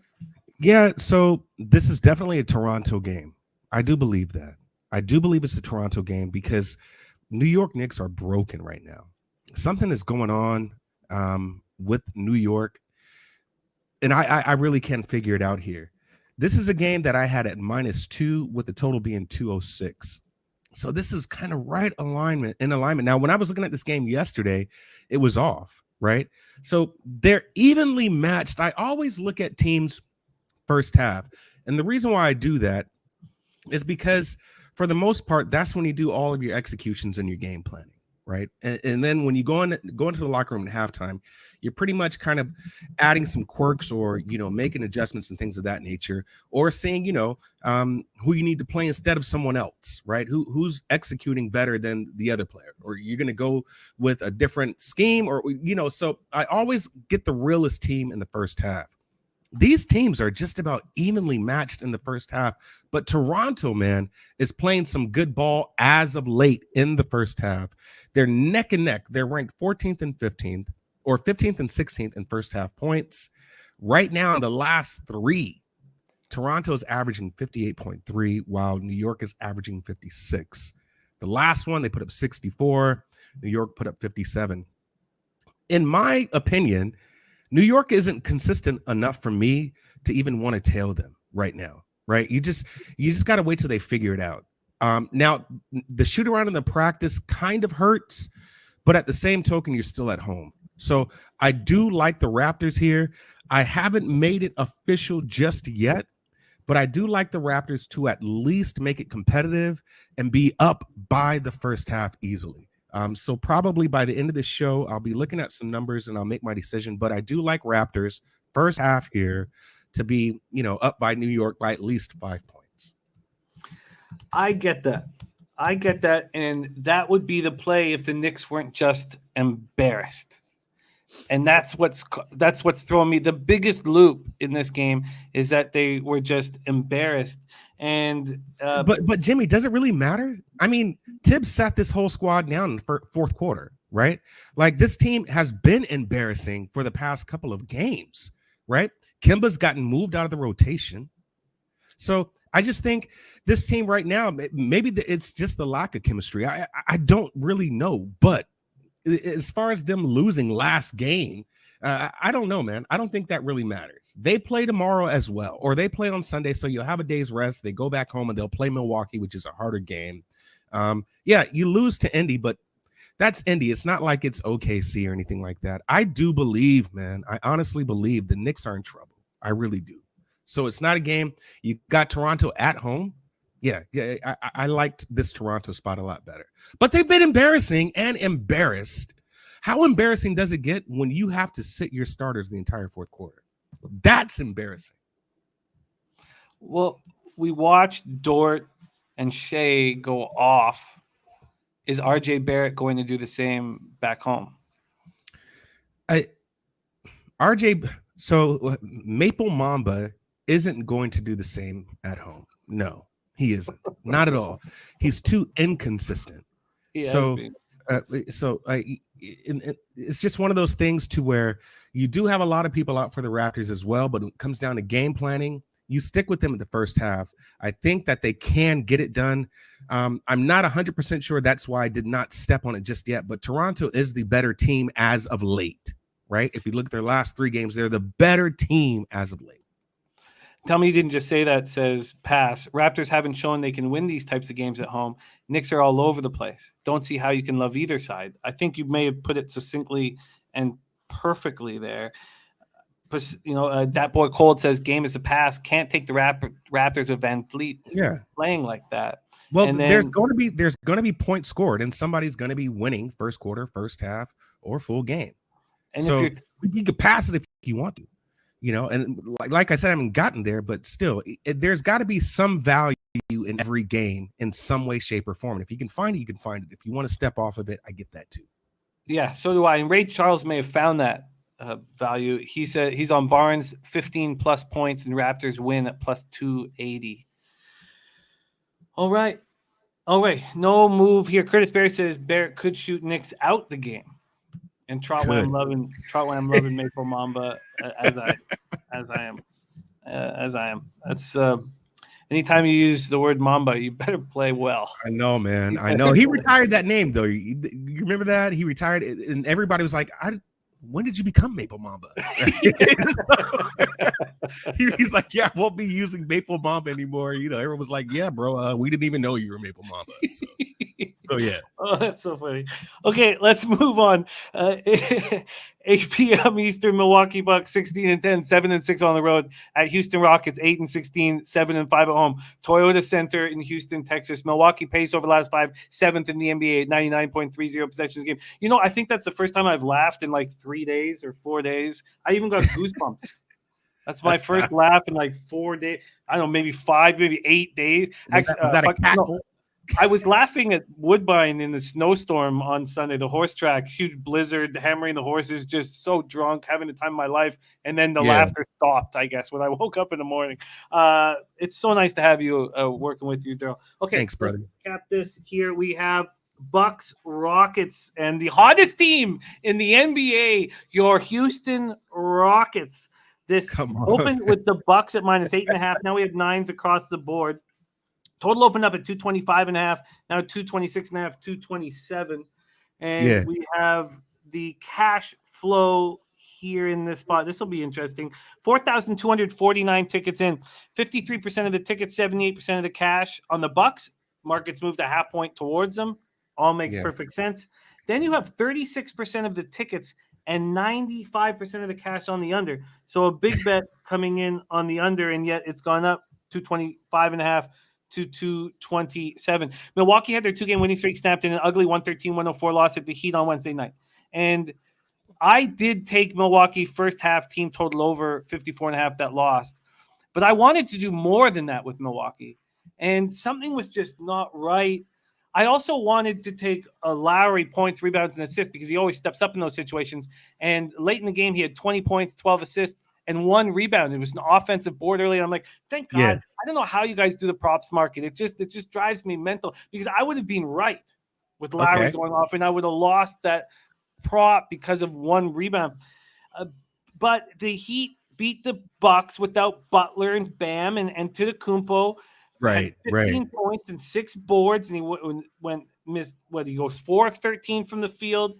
He did not look good. He only played 33 minutes, and that's dangerous when you poke the bear because the Bear's now going to take on the Rockets, who've won 7 straight, and if he steps up and tries, then look out. Rockets coming off their 7th straight win, 114-104 at home over Brooklyn on Wednesday. They're shooting 48.8% during this streak, and Silas is. I feel so good for him because he's been so positive and he's tried to change the whole energy around that locker room, and he's done exactly that. And I feel very, very good for him. Take it away here, Darryl. Bucks Rockets. This is another great game. 2 questions. No, 1 question to you and to the chat. Who's the better team right now? Milwaukee Bucks or Brooklyn Nets? Oh man, this is I feel like I'm going to answer it, and a hand's going to come out and slap me in the face. Well, okay, let me make it easier. In your opinion, in what you're seeing, who's the better squad, Milwaukee Bucks or the Brooklyn Nets? The Milwaukee Bucks, man. Okay, come on. I'm not going to buy what we're seeing here. Look, this Brooklyn Nets squad has serious problems. If you are going to rely on LaMarcus Aldridge to try, we saw what happened last year when they were relying on Blake Griffin to try. How long did that last for? How long so then you take Aldridge out of the lineup and KD out of the lineup. KD's the only guy you can count on.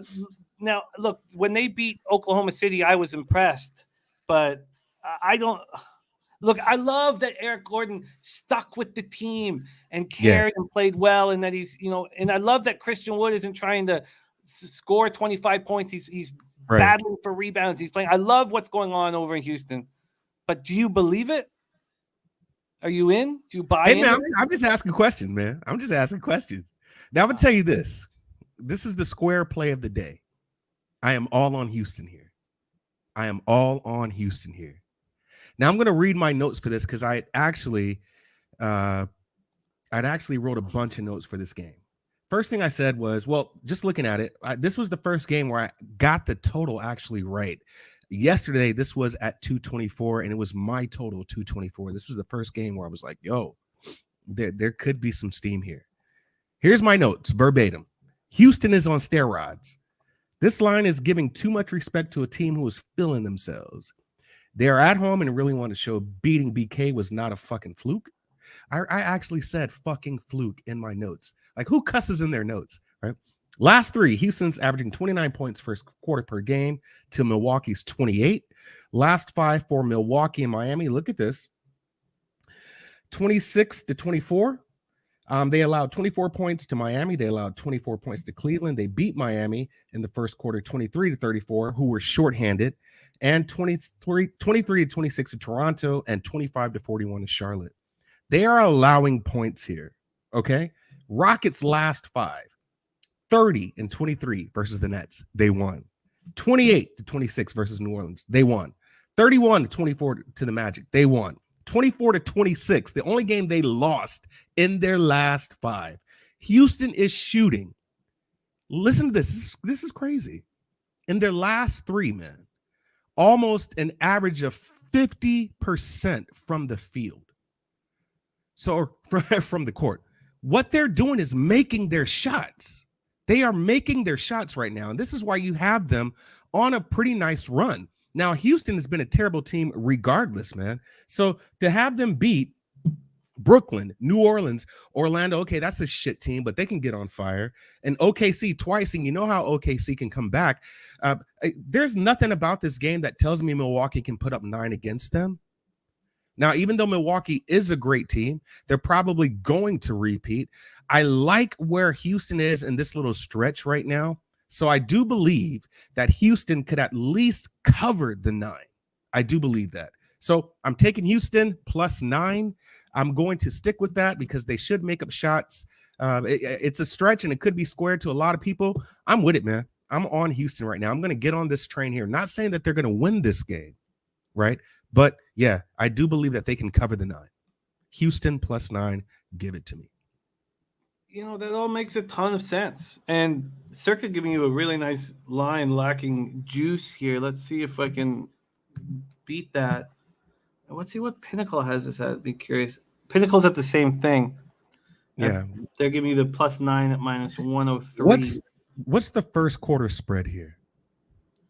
We'll get that for you. Let me just actually I can just do that now. Here we go. First quarter at Pinnacle. The first quarter spread was 2. So it opened Milwaukee minus 2 at minus 106. Yeah. Lasted there for 3 minutes at Pinnacle before it moved to 2.5. So it's so you get Houston plus 2.5, and also that comes at a plus line. Houston plus 2.5 at plus 103. Yep, give me that. Wow. All right, let's lock this in. Let me see if I can beat it though. Quickly here. Yes, I can beat it. There's 3s up now. So at Bodog, it's plus 3 at minus 110. Curious to see what Circa's doing on this one. Now repeat. Okay, Astute Chaos. I feel you, man. I feel you. I'll calm down. The coffee is kicking in. Okay. You could say the first chip was a fluke. Man, you could probably say that. I mean, they played Phoenix. But it's still Milwaukee, man. And they did a really nice job bringing the chip home to a small market team, which we talked about. So will it happen again? Probably. Okay. I'll take back those words as far as repeat the title. But are they going to get back to the Eastern Conference Finals? I do believe that. And then full game. See, like that I'm talking to y'all, man. I feel you. Okay. Full game. Okay. So we got you the plus 3 at minus 109 at Pinnacle. That's the best one available. Yeah. And then from the spread for the full game, we have the 9 at minus 103, and that's available at Pinnacle and Circa. So you are locked in. First quarter, full game. First quarter plus 3 at minus 109, full game plus 9 at minus 103. And yeah, Markel says it might go up to 9.5. You're right, Markel. You're right. It just moved to minus 102 as we are talking. So it looks like the idea that Milwaukee will bounce back. This is a fascinating. You're adding so many layers of fun when we get to watch this game tonight. Okay, what do you think? Just quickly, I know we got. You know what? We're in no rush, which is a rarity. We're only talking Grey Cup after this, and I know that'll lose 150 of our viewers. It's 108th Grey Cup. It's here in Hamilton, Tim Hortons Field. So the total has gone from 225.5 to 227. Nutfuck Allen in our chat has been taking team totals against the Rockets. Okay. And that's twofold. It's been working. I've been on a few of them with them, but it's been working. It's a two-pronged idea here. One is they were playing at a much faster pace. That pace has slowed down. But when they were losing, they weren't giving up. They were still shooting the lights out and trying to get points. Right. So what do you think of this total? Do you agree with this move from 225.5 up to 227? Well, then that just makes sense as far as people thinking that Bucks are not going to stop them from shooting. I just told you that the Rockets are shooting an almost average of 50% from the field. They're making shots, man. They're making shots, bottom line. So once you get into that type of rhythm and you just continually see the ball get in the bucket, and we've also talked about how Milwaukee is a different team away than they are at home. So either we're giving too much respect to the Bucks or not enough respect to Houston and what they're doing. The NBA, It's full of professionals. I know you have shit teams, and I know you have teams that are worse than the other, right? But the fact of the matter is they're still getting it done. It's a shit team that's beating shit teams, okay? So you've got to make a decision on either you're just going to ride with the Bucks and just see this is going to be a Bucks blowout, or you're just going to really take into consideration that the Bucks lost to the Miami fucking Heat, who was decimated, who did not have Bam Adebayo or Jimmy Buckets. So it's one of those things to where, to me, the real side, in my opinion, is that Houston is shooting better. They're playing with a better rhythm, almost 50% of your shots, man. I believe, if anything, I'm not saying that Houston will win this game, but their body of work that they've showed so far, man, they can at least cover. I love the breakdown. Let's roll on to the next spot, but also a perfect timing for one of our OG low baggers to jump in the chat. Nasty Nate joining us, and his son, Nate McFarland, high-level basketball player, youth basketball player. They are raising funds for the basketball team for the upcoming season. They're Rhode Island Mariners, and I'm going to pop this in here to the chat. It's just $5, $10, whatever you can do to help. But it's for, Nate's son's basketball team. And so I'm just going to pop that here in the chat. There's the Vertical Raise fundraiser. If anybody can help, I know it's the holidays and times are tight, but if you're able to, just pop that link there in the chat.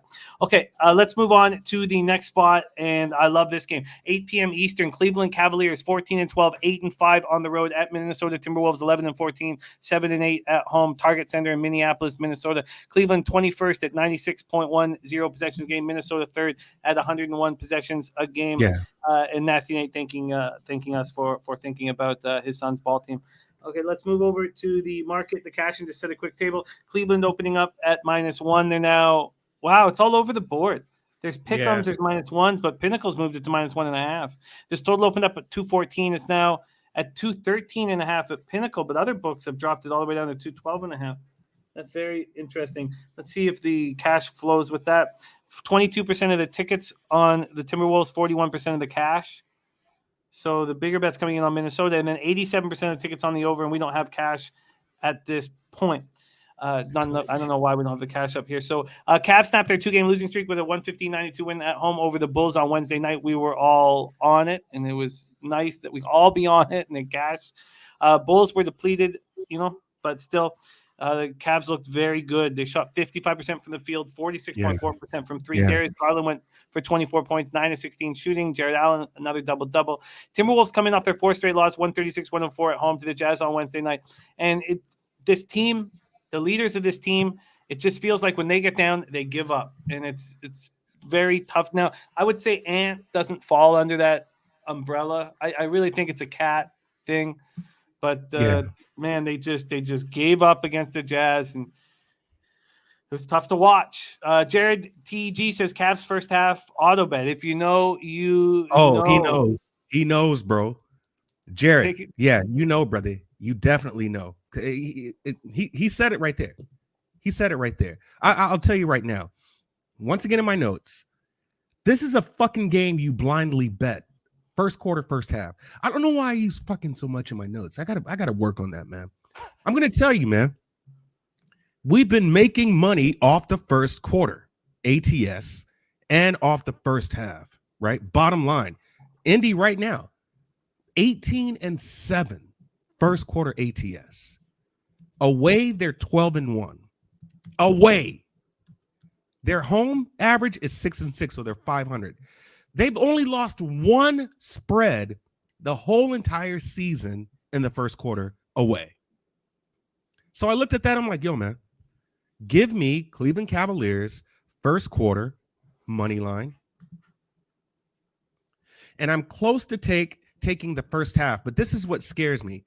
Minnesota has a great second half or second quarter push, right? So what I've seen happen, and I saw this happen with Portland. This was the game that they had actually lost that spread in the first quarter. If Cleveland is losing, then they'll turn it on second quarter. But I don't think they're going to lose the first quarter here, which means you'll see a big push in the first half. So I do like the first quarter better here, only because of how well they play away. I'm done with the Cleveland Cavaliers slander, man. And last week when we were talking, or when I had my eyes bugged out because Dan Kelly was like, I'm taking Cleveland to win the Eastern Conference Championship. Bro, it's looking realer and realer every day. Now, let me just pump the brakes because it's still Cleveland. But you just got it, man. Early coach of the year right now, JB Bickerstaff, bro. I'm telling you right now, man, what he's doing without young Bull is amazing. Absolutely amazing. The adjustments that this guy is making and able to have these guys fighting the entire game is amazing to me, man. So I'm looking at it right now. I like Cleveland first quarter. Step on that Cleveland first quarter money line. That's what I like. Cavs first quarter money line is at -106 at Pinnacle. That's quite a bit better, like between 5 and 9 cents better than the other books. You can get a plus money if you light plus money, like plus 103 or plus 104 if you want -0.5. But Cavs money line -106 is locked in for you here. First quarter Cavs money line.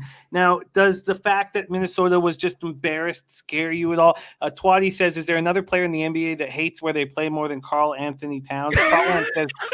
Trotland says Ant-Man might be tired of Cat after this game. Yeah. And Sammy says Edwards is the best leader on the T-Wolf squad. Is there any fear that Minnesota bounces back after getting embarrassed? A little bit. I'm not going to lie, man. But Cleveland's just built different, man. They're built different. So you're going to have to – what you're going to have to do if you're going to be in this game, you're going to have to score a lot of points in the first quarter. And it just seems like if you're Minnesota, and it seems like what Cleveland does really is they play a very fundamental disciplined game in the first quarter. They get their bigs involved. And, ultimately, if you could stop Cat, this is quietly turning into Ant-Man's team. Bottom line, man. You might not have D'Lo there today or tonight. He's doubtful or questionable. So it's one of those things to where if they're missing any set pieces, that sucks for Minnesota, and you're going to make Ant-Man do a lot more than he has to. So maybe Timberwolves can turn it around, the rest of the game. But just the numbers themselves don't lie, and I'm just going to stay on that train until the wheels fall off, really, man. So I'm going to go with Cleveland Cavaliers first quarter, see how they do. And that's just one that they could easily win. Like I said, they've only lost one game away.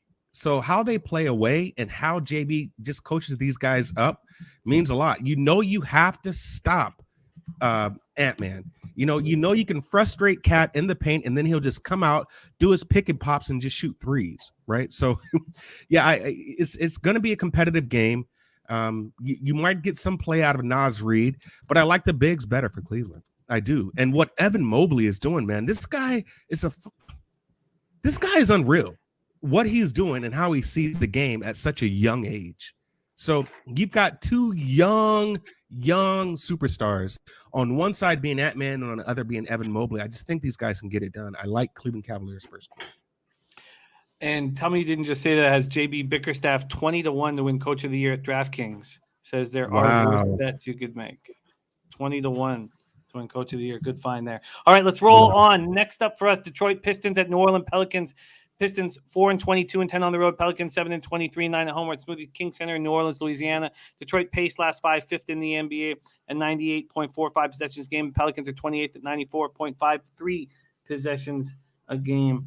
Sorry, I gotta move back to full game spreads and totals. Here we go. We have the Pistons opening up as 5.5-point dogs, moved to 6, now 6.5. This total opened up at 212. It's dropped to 211. And now 210.5. We have 3,391 tickets in, 66% of the tickets, 94% of the cash on the Pelicans, and then 67% of tickets, 71% of cash on the over, and yet it is dropping. Pistons coming off their 10th straight loss, 119-116 in overtime at home to the Wizards on Wednesday night. Frank Jackson, 19 points, 5 of 7 from 3. Cade Cunningham was 4 of 16 from the field, but he did step up big in the overtime before Kuzma, waved to the crowd. And, I don't know what he did afterwards. Sudsed himself up in the locker room. what I was don't know that? what he does. 21 points. Jeremy Grant goes for 28 points. Pistons were outscored 52-38 in the paint, 13-7 on the offensive glass. Jeremy Grant has to do too much, and he doesn't get help. Long gone are the days of that scary front court of the Detroit Pistons. Pelicans coming off their second straight loss, 121-14 at home over the Nuggets on Wednesday night. New Orleans had 25 turnovers, 31 points that scored for the Nuggets. And then the Nuggets, who were outplayed in that game, you could say, other than how sloppy New Orleans played, only turned the ball over 12 times. 12 times in that game compared to 25 New Orleans, and then they lose in overtime. Curtis Berry says, I'm on the Pistons again. Take it away here, Darryl. Pistons, Pelicans. Okay, so check this out. I do believe this number is low. I think it's kind of too low here, to be honest with you. Right now, in the last 3, average opponent's points per game for New Orleans is 109, while Detroit's average is 115 here.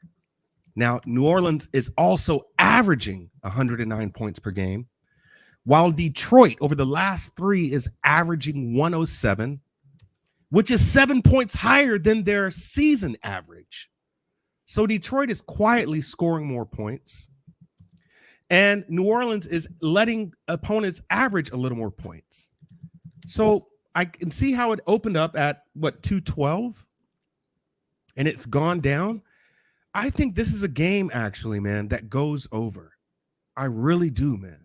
I believe this is a game that goes over, only because Detroit is shooting better in the last 3, and they're right. New Orleans is averaging, and their opponent's average are 109, spot on. So this is a low enough number for me to really kind of look at. That is my lean. That is my lean only. And the reason why I say that is because I want to see if this number actually goes down another point. I want to see if that happens. If it does, it makes more sense. But this game should be about 215, 216.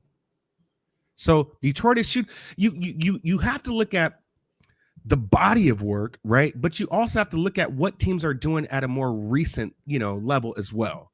And if you look at Detroit's last 3, and they've played some decent teams, man. They put up 103 against Phoenix, right? And Phoenix, for what it's worth, are, they're probably one of the best defensive teams in the league right now, if not the best. They have the best defender in Mikal Bridges. They put up 103. They put up 103 against OKC, and to your point, they put up 116 against Washington. Yeah, I honestly believe Detroit can get it done here. They're not going to play until the 12th, right? So it gives them a day's rest. I believe that they can put up more than 105 points against New Orleans. New Orleans is allowing them, or their opponents, 109 points. I'm looking at the over heavy here. I might just come to it before this show is over with, but that's my look right now. That's my lean. The game over, whatever that final value, that closing line value is going to be. If it gets to 210, man, I think I'm going to jump on this. Well, it's 210.5 at a couple books. The first 2 books have moved it down to 210.5, but I can understand you waiting. The only interesting part of it continuing to drop is it still looks like 67% and 67% of tickets, 71% of cash are on the over. Yeah. But great breakdown. And so we got time. And then again, you can tweet anything out. I'll today. do that. I'm going for the push here, Jimmy. So I don't like, is it juiced to 210 already? If I took 210, I could see what it is here. Let's check it out here. We got Pinnacle up right now. So let's just grab it and see what it is. Here we go. NBA, move right here. And I see you, Michigan Mel. I see you, man. Yeah, that total, it seems kind of weird to me. It seems low. Yeah, they're still at 211, so I'd have to see more. So if we wanted it to at 210, over 210's minus 117. That's not bad. I'm gonna see. I think this is going to go down a hook. I do. Yeah, it's so funny that the money is going on the over and the number is still going down. Right. So that's always makes me nervous. Let's see if I can get a little better value. But that's a strong lean for me right now. Maurice, the team total could be the play as well. What are the team totals, Jimmy? Over at Pinnacle right now, we have. Is that if the Pistons are under 100, man? We have the Pistons right now at Pinnacle at 102.5, and the Pelicans at 108.5. Wow. I've got some strong leans to the Pistons right now, but it's a lean for me right now, but I think this game definitely goes over. All right, let's keep going. And Mally Mal sets the table for us, a man I love very much, who's back on our show here for a long, long time. Good, brother. By the way, Dennis Garcia has to go, but he's leaning under in the CFL game, so just have that as we lead into the Grey Cup. Mally Mal says, are we fading the Fakers today? 8 p.m. Eastern. Los Angeles Lakers 13-13, 4-6 on the road to Oklahoma City Thunder 8-16, 4-7 at home. We're at Paycom Center in Oklahoma City, Oklahoma. Now, all year, I've done a lot wrong in NBA. But what I've done right is waiting for the time when everybody hates the Lakers and thinks they're trash and back them. And I did that against the Celtics, and I wasn't on them against Memphis. And here, I'm finding it more and more appealing to back them. But I want to talk it out here. Paycom Center, Oklahoma City, Oklahoma. Lakers 11th in pace over the last 5 games, 98.9 possessions a game, while Oklahoma City is 7th at 99.30 possessions a game. This opened up Lakers minus 5.5. You can still see a 5.5 at one book. The rest of them moved to 5. This total opened up at 217. It's now up to 218 at most books. Now let's go over to the cash in this spot. You have 4,652 tickets in. 37% of the tickets are on Oklahoma City and 42% of the cash. So some bigger bets coming in on Oklahoma City, and I get it. Look, I understand why that's happening. 60% of tickets and 65% of the cash is on the under. The Lakers are on the second half of the back-to-back after that 108-95 loss last night in Memphis. 22 turnovers. It was ugly. Thunder coming off and they were up after the first quarter. So they seemed to play well early, and then they just slowly fell apart. Thunder coming off their second straight win, 110-109 at Toronto on Wednesday night. And they had to deliver a ton of magic to pull that off. And now they have the Lakers, an angry Laker team waiting for them. Both times they played this season, the Lakers have opened up to these huge leads. And Oklahoma City's launched a giant comeback, just like they did against the Raptors. And something that you can expect from young basketball teams to keep coming at you, while these older teams like the Lakers they don't do that. The Lakers just don't. We don't see the Lakers with these big comebacks. So the 123-115 win at home, October 27th, they were down 26 points. And then November 4th in LA, in front of the Lakers faithful, the Lakers were up by 19 before Oklahoma City came back 107-104. Here we go. Darryl, your Lakers in play. Is there a more fun team to cap? Probably not for you guys, but we've enjoyed it. Yeah. Okay, so here's my notes. Nope. Not even going to do it. Bro, we every week I talk about how frustrating it is to be a Laker fan right now, right? So at this point I'm off. This is a game. The Lakers are a team that I really cannot bet either for or against. I just rather keep my money in my pocket here. It's really no analysis as well. You've got all the players you need, right? All you got to do, man, is get out there and play fucking ball, and you can't do that. I'm done, especially against a squad who you just had up 26 points, and they come back and smack the shit out of you. Okay, so nah, bro, nah. What did you see Friday after next when Day and Craig was in a little shed, and Craig tried to give him that joint, and Day was like, not on duty. This is exactly how I feel about this damn game, man. Not on duty, man. Not on duty. So if you got props, if you are strong on OKC, just take them, man. The Lakers right now is a squad that I cannot bet either for or against because I don't get it. I absolutely don't get it. So this is a long pass for me. Long pass. Don't want to have nothing to do with this game.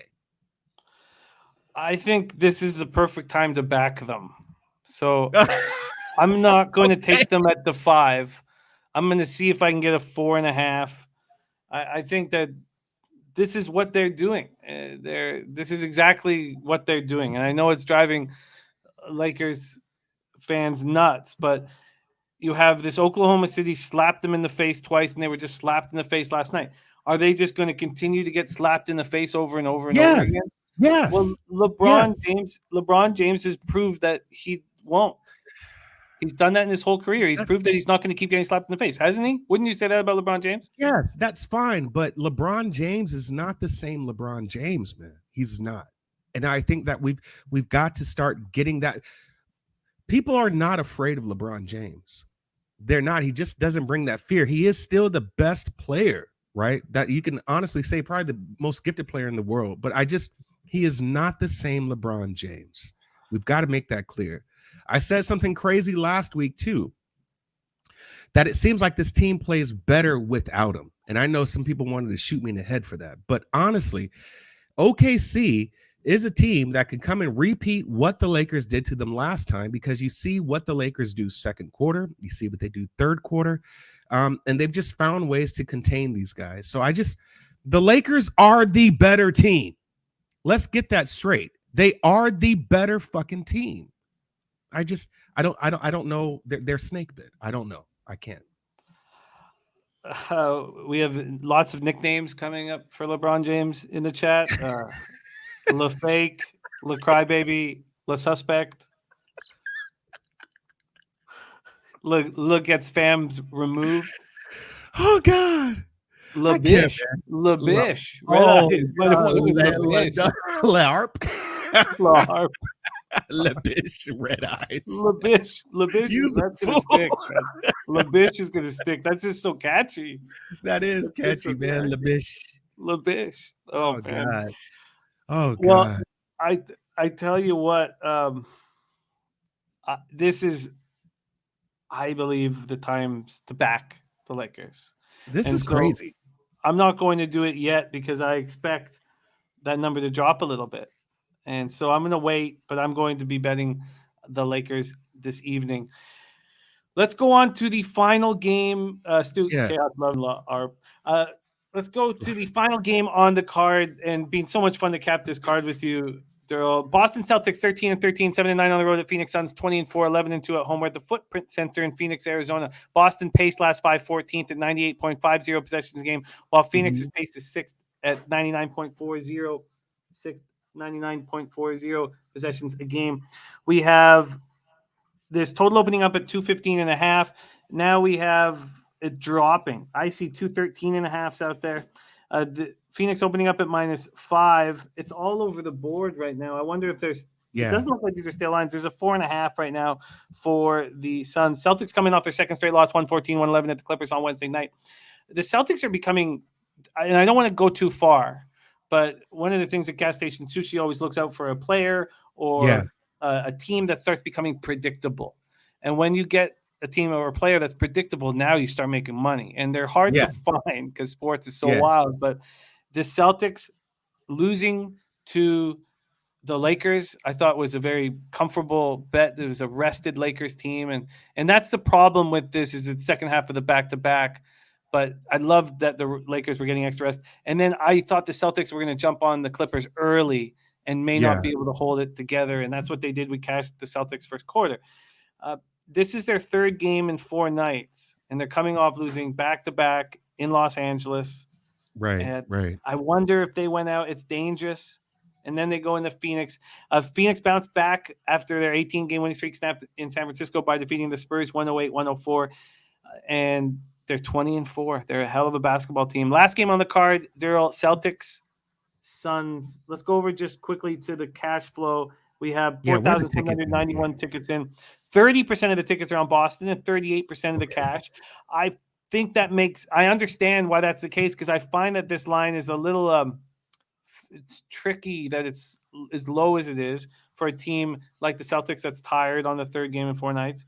And then we have 55% of tickets on the over and 75% of cash on the over, and yet it's dropped slightly. So that's a little confusing. Take it away here, Celtics Suns. Yeah, man. So this is crazy. It's going to sound crazy, probably sound square, but I think this is a Boston spot here. I really do. I think this is a Boston spot. I wanted to see how the tickets work because there is a little trend that I've been talking to my brother Hook about. I think a lot of people are going to jump on Phoenix, and then you have a small set of people who are going to be like, yo, that line's too short here, right? Because looking at Phoenix's body of work, they're just smacking teams, but they're not winning by margin. looking at these numbers here, and I'm on covers. They lost the spread to San Antonio. They lost the spread to Golden State, the game that they lost. They lost the spread to Detroit. I feel that this line is short, but I feel that this is something Boston can cover here. I really do. Phoenix is a gridiron team. Like Chris Paul was listening to a podcast. He's playing a faster pace, right? So this team is getting up. He's playing fast, and he's playing a lot of minutes.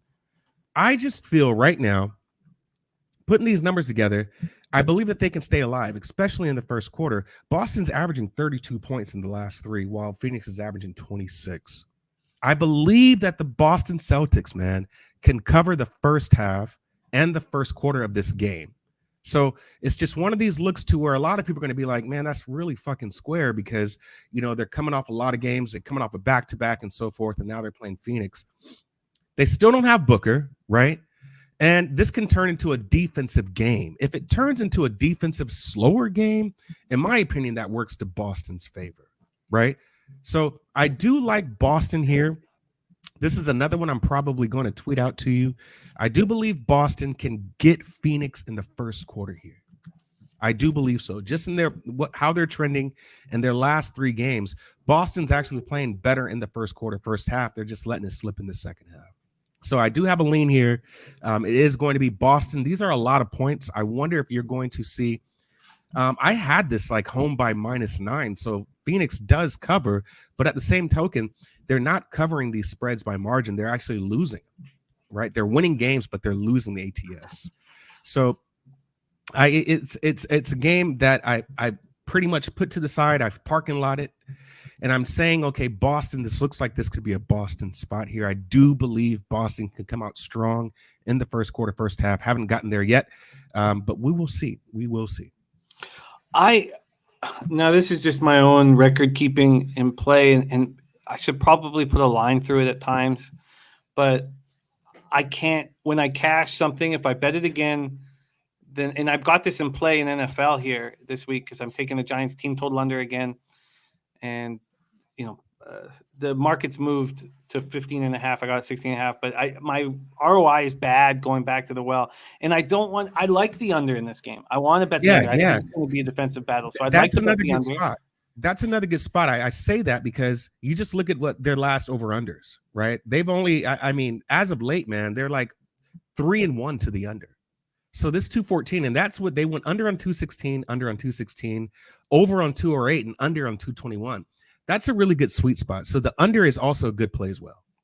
And I want the Celtics, but I think I'm going to lean towards full game. So I think what I'll have to do is on the Lakers, and I'll be watching the market all day and night, but on the Lakers and the Celtics, I'll just wait. I think Billy Friedrich's right.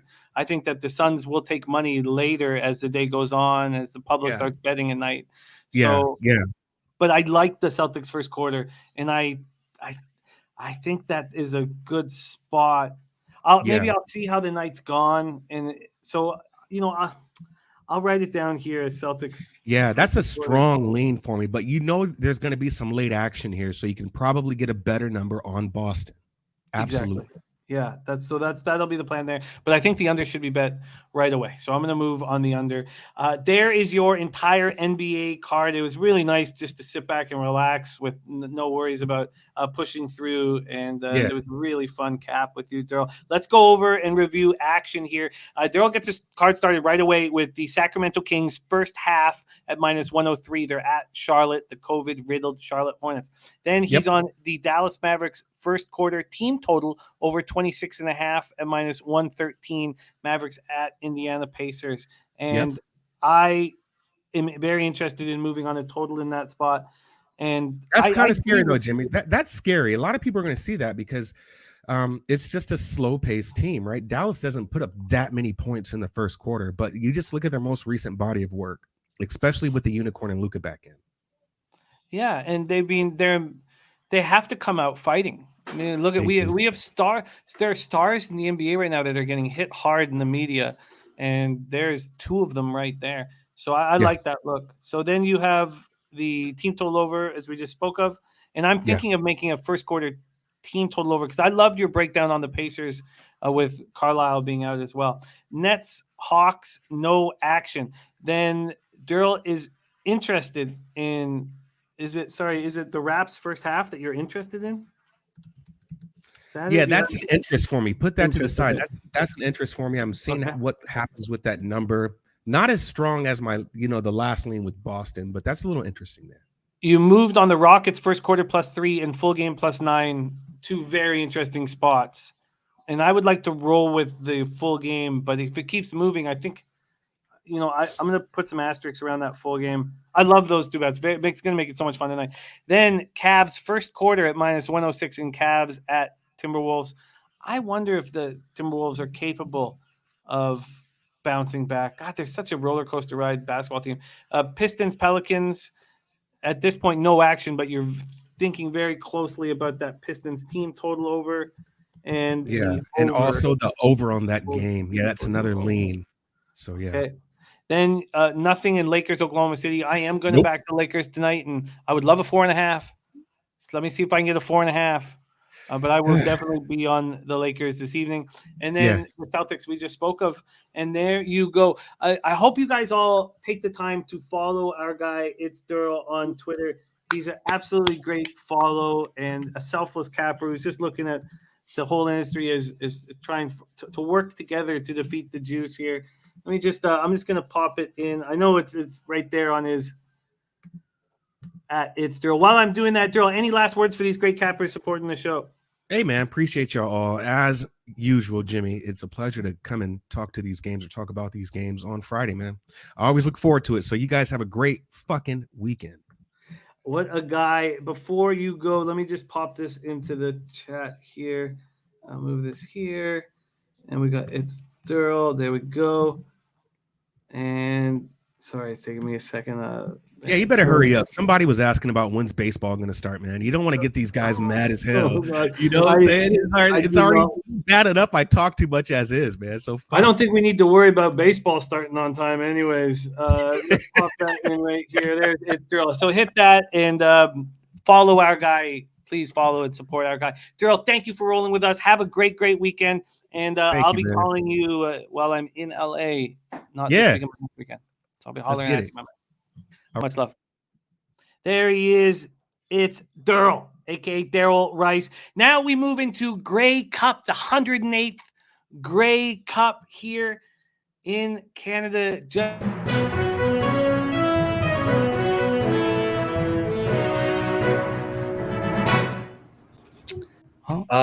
Hi, I have a special news bulletin from a field reporter on this Grey Cup.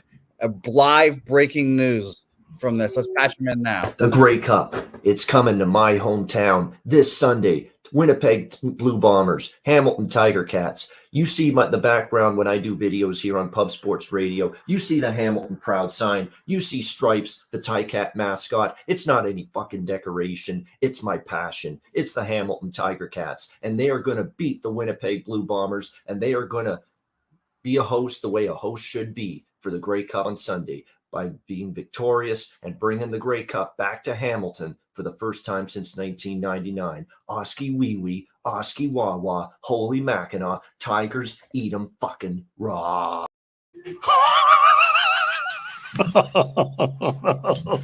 The Tigers eat 'em fucking raw?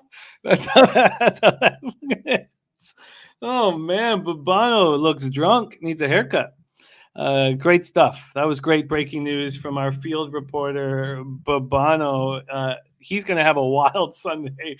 And I don't know if you saw the clip of Babano pouring beer over the Argonauts when they were coming off field and then the Argonauts fighting Babano. But that was Babano who the two Argonauts beat up after the game. No harm done. No foul. This has been a wild market here. There's been books that have been hanging 4.5s and books that have been hanging 2.5s. The books don't seem to know what to do for the 108th Grey Cup here. Right now, though, Sports Interaction is hanging a 3.5, but you can get 3s everywhere. The time to bet, and look at Glenn Ellie Mann's got the Bombers -2.5. Crystal Warren wondering if the Tigers ever cook their food. I think you're right. I think you're right, Crystal Warren. I think you're absolutely right here. Let's Go says we won't see him for a week after. So let's break this down. I certainly at this point where there are 2.5s you can find juiced for the Bombers, I understand that look. And I should have a 12-game winning streak in CFL. I don't, but I have a bet here that I'm very confident in. Let me touch on the important aspects of this game first before we get into how to get paid. Kent Davies says, so what's the picture? I mean, now, look, after this breakdown, you can decide that there's value on one side or the other. And you can find a book giving you the best number possible. My bet is not exciting, but my bet will get you paid. So here we go. First off, Not Flush saying, looking forward to Caden as dad. Caden, at 14-year-old, just made plans for me for his 21st birthday, which includes making his first legal sports bet in Vegas at the Westgate. That is what I did, not at Westgate, at Caesars, but that's what I did for my 21st birthday as well. So let Caden know that he's I don't know if you should follow in our footsteps. I just hesitated, but tell him I'll be there. Tell him I'll be right beside him. Okay, here we go. This is a rematch of last Grey Cup. Now, we didn't have one in 2020. It was in 2019. We canceled last year's full season because it's not like the NFL. Our TV, we need tickets to be sold for these teams to make money. If we can't sell tickets, there's no point in having games. Our TV contract's worthless. The Bombers 11-3 this year, 4-3-0 on the road. They were 11-1. They clinched the top seed, and then they lost a couple games that they didn't need to win with backups. Ticats 8-6-0, 5-2-0 at home. We're at Tim Hortons Field in Hamilton, Ontario. So that in 2019, the Bombers beat up the Ticats, or the Tabbies, as we call them. They beat them up badly, 33-12 in Calgary. So as Babano mentioned, the longest championship drought in the entire league is these Hamilton Tiger Cats. They haven't won since 1999, and they get to play at home. We've seen this before.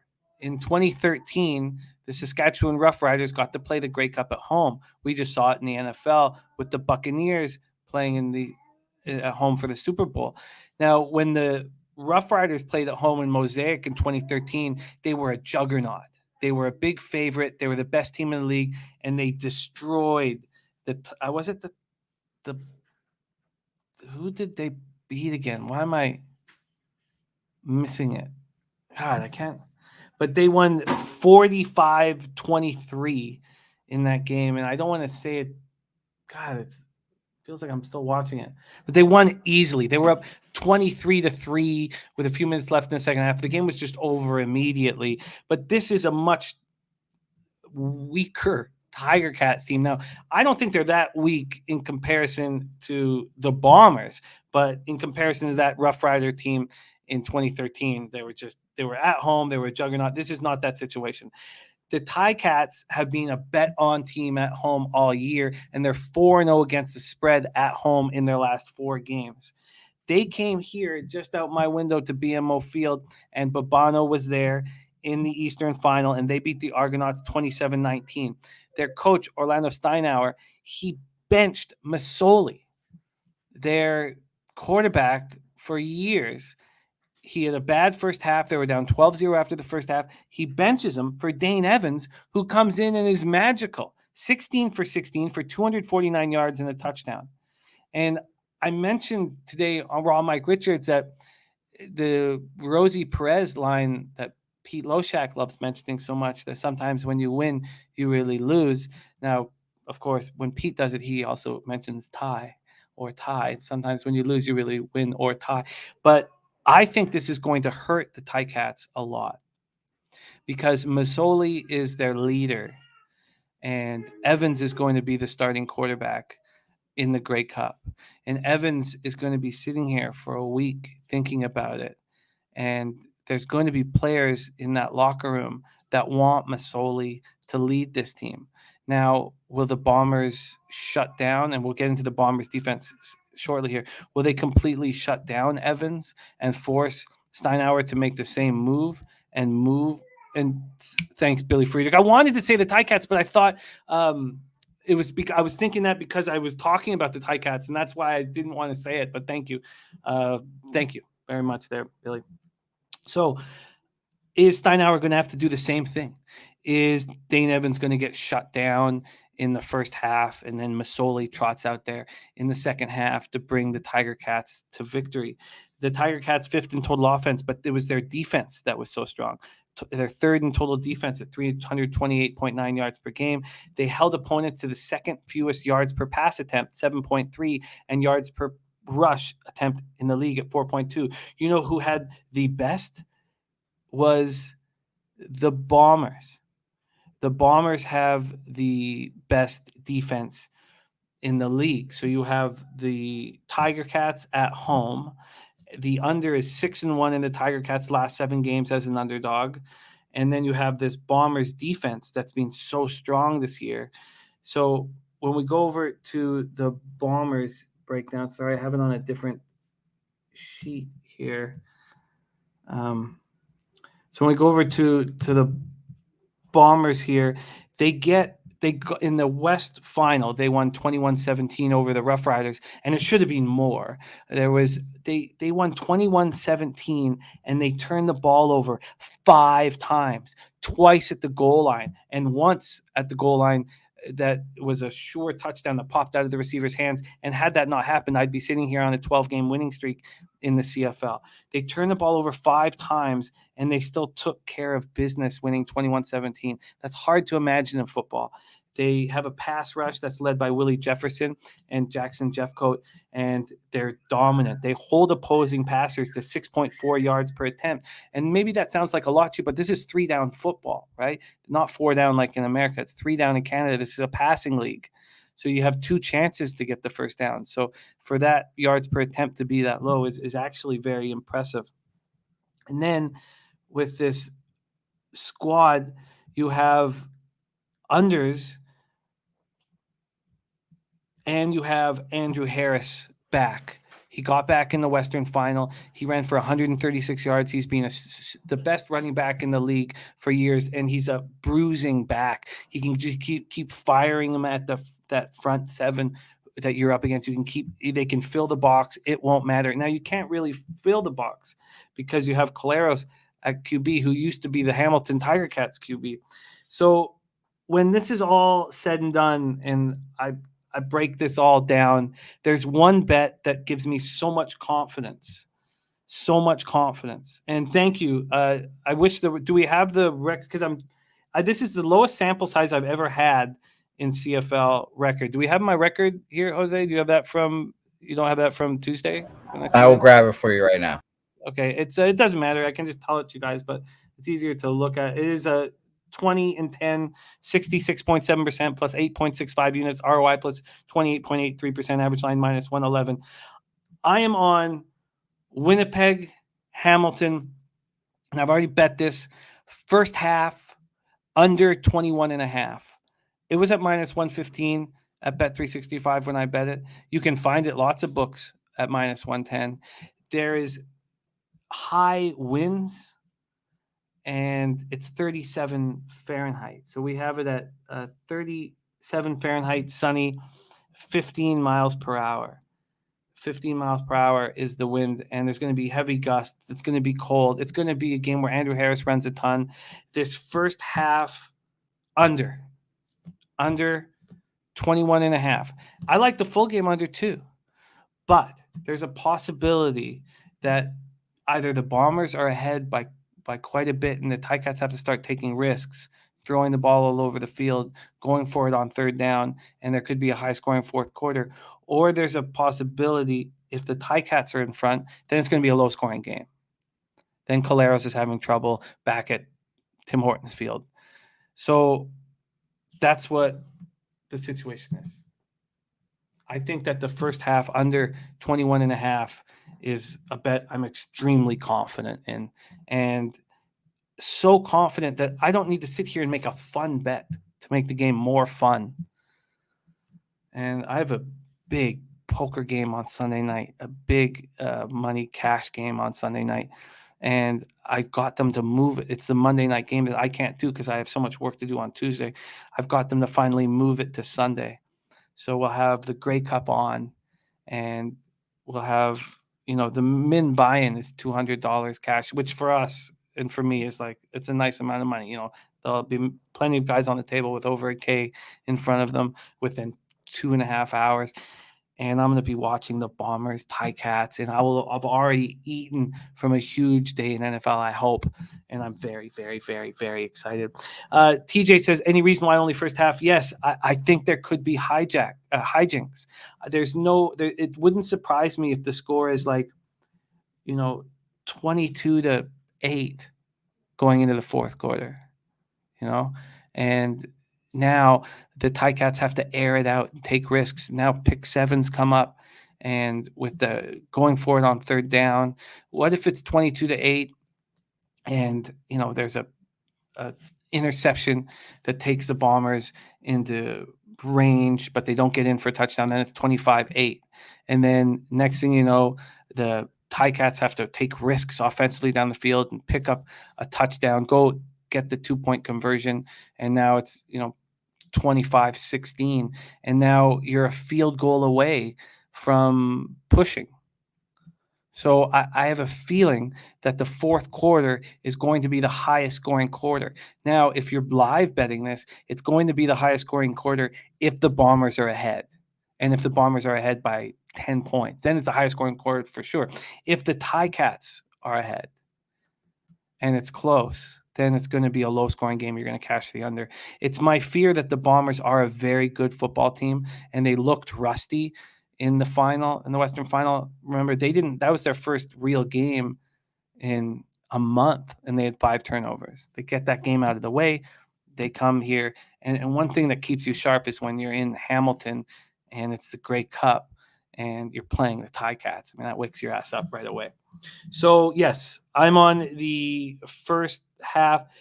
Jared TG says, is CFL usually low scoring or high scoring? It's usually high scoring, but it's been very low scoring this year. Very low. It's been a dramatic turn where people were just cashing unders like crazy to start the season. All right. So, yes, my bet is the first half under 21.5. I got minus 115, but you can easily find a minus 110. First half.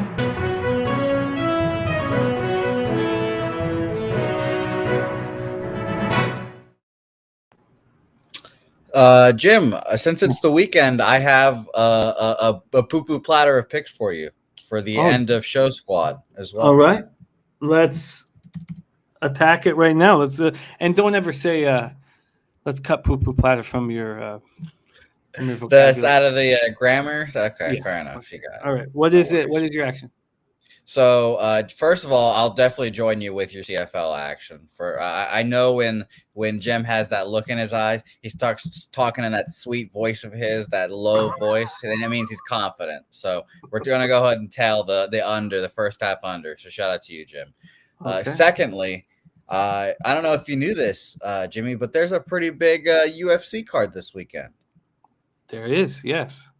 And Jim, one of the main events features Juliana Pena. And do you know where she resides? What her @name on Twitter is? What her nickname is?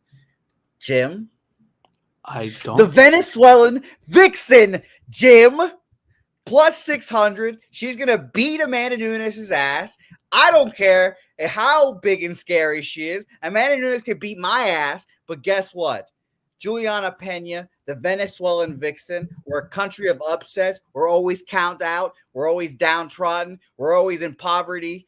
But guess what? Some of us, we reach up for the stars and we win. And that means Juliana Pena plus 600, the biggest dog out there, biggest upset in UFC history. Let's go.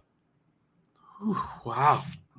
That's getting a lot of love from the chat. Let's Go Brandon just said no in giant letters.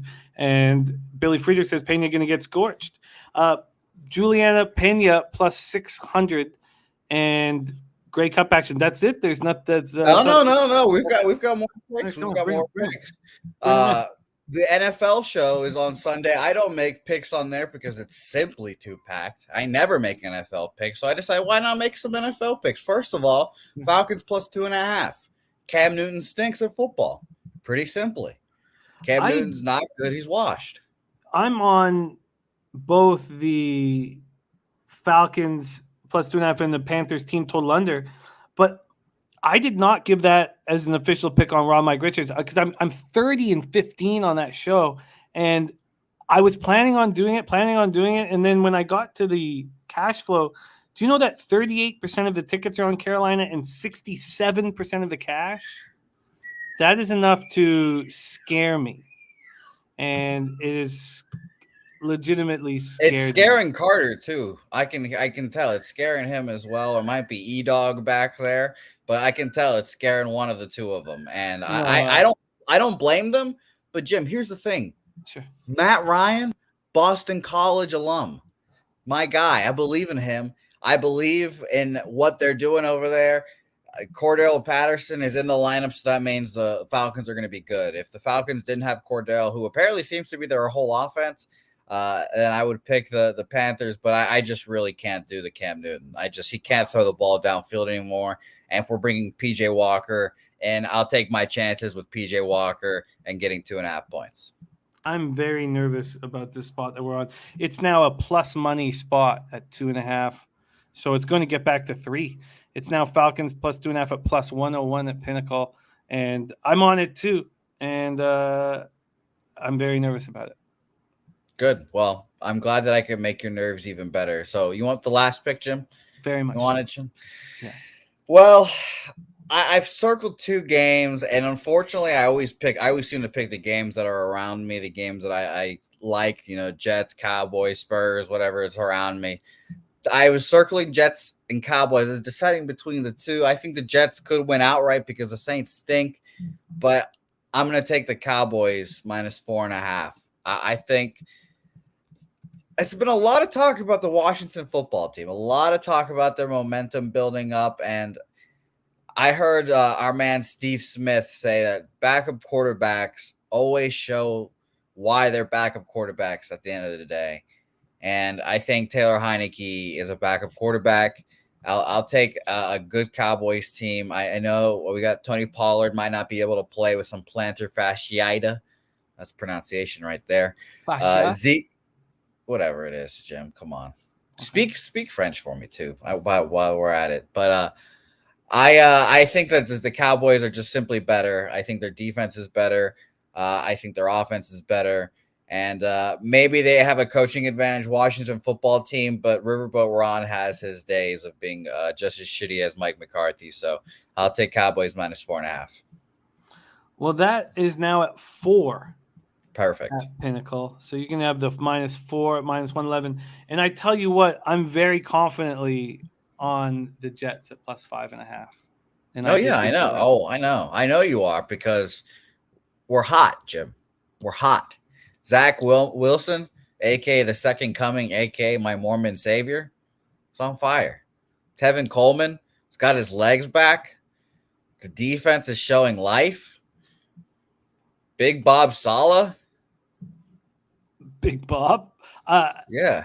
I'm nervous about your Cowboys spot as well, but I'm not on the other side. I'm off that game.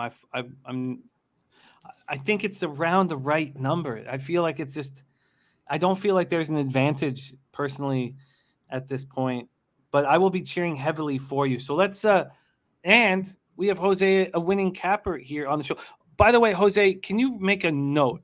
Jeff Gordon, the new general manager of the Habs, he spoke French because you have to be a French speaking. And I heard about that. It was so bad that I'd love to be able to go to the clip of him speaking French. Like, it's so bad.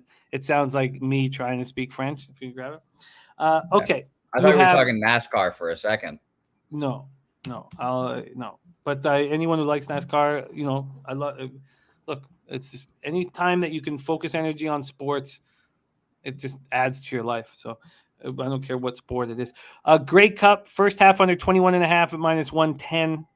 You have Juliana Pena at plus 600. Falcons plus 2.5 at plus 101, and the Cowboys -4 at -111. Sounds good. By the way, Helga says hello. She's trying to like sneakily crawl away, not making any noise right now, but she says hello. That's sweet of her. Please say hi. Hope you guys have a great weekend, and looking forward to hanging out with you guys in March, man. That'll be really, really fun. Yeah. It's gonna be fun. I can't wait. Again, it's gonna be like in Shawshank Redemption. We're gonna see each other. Walk. There's gonna be a beach, some sand, and maybe I'll jump into your arms dramatically, and it'll be great. No, I think it'll be like the Oprah Winfrey show when you're just handing out steaks, right? It'll be one steak for you and a steak for you. It might be. It might be. It might be. Who knows? Who knows? Maybe I'll make up the steaks by then. Can we get that clip? Can we get Oprah Winfrey handing out steaks? Sure. I'm gonna get. I'll make that note too. I realize I don't know how to spell Oprah, but I'm realizing that maybe 5 steaks is a little bit too many steaks to give out, but people like giving out like having steak bets. And I have another one with Damon Santori, by the way, on UTSA. Exciting. So. We all very excited about our steak dinner night in San Antonio. Beautiful work here, everybody. A huge day ahead of us, and I've got to decide if I'm going to move on any of these NHL spots here. But Jose, thank you for your hustle. I will get you guys. I guess it felt like after you guys watched the Three Amigos that the movies just ended. The movie thing. Well, Helga was not a fan of the Three Amigos. I don't know. But Jim, I'll admit, I keep hearing our man Jim Candy and a lot of stuff. Like I heard listen to a podcast. The guy's the most revered man, and it's Grey Cup weekend. He brought Rocket Ismail, and he still calls him Jim Candy. What a fucking dick! No respect for the greatest Canadian in the history of our country. Tommy Douglas second, Walter Gretzky third. John Candy, number 1. But you know what? Norm Macdonald has probably climbed past both of those guys now. Phil Hartman got to be in that list as well. All right. Thank you guys so much for rolling with us. Let's just do one final review of all of your action here. And Debo Cap says NJIT -2.5. Yes. Lest we forget. We have sweet Tate.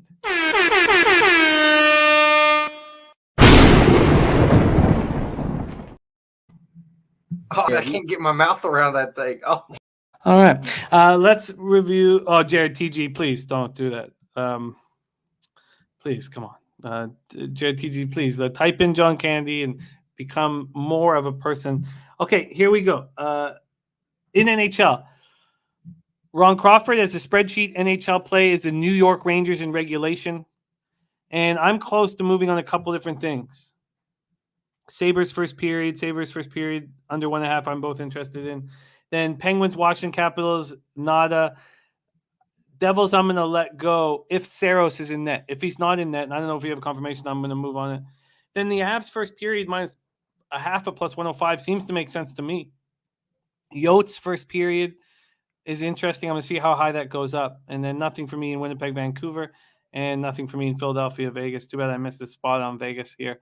Then in NBA, Derl's on the Kings first half -103. He's on the Mavericks first quarter team total over 26.5. I like that first quarter over.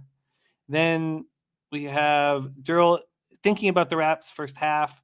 He's on the Rockets first quarter +3 and full game +9. I like that +9 look, but it keeps going up. Cavs first quarter at -106 for Darryl. He's thinking about the Pistons team total over and the full game over.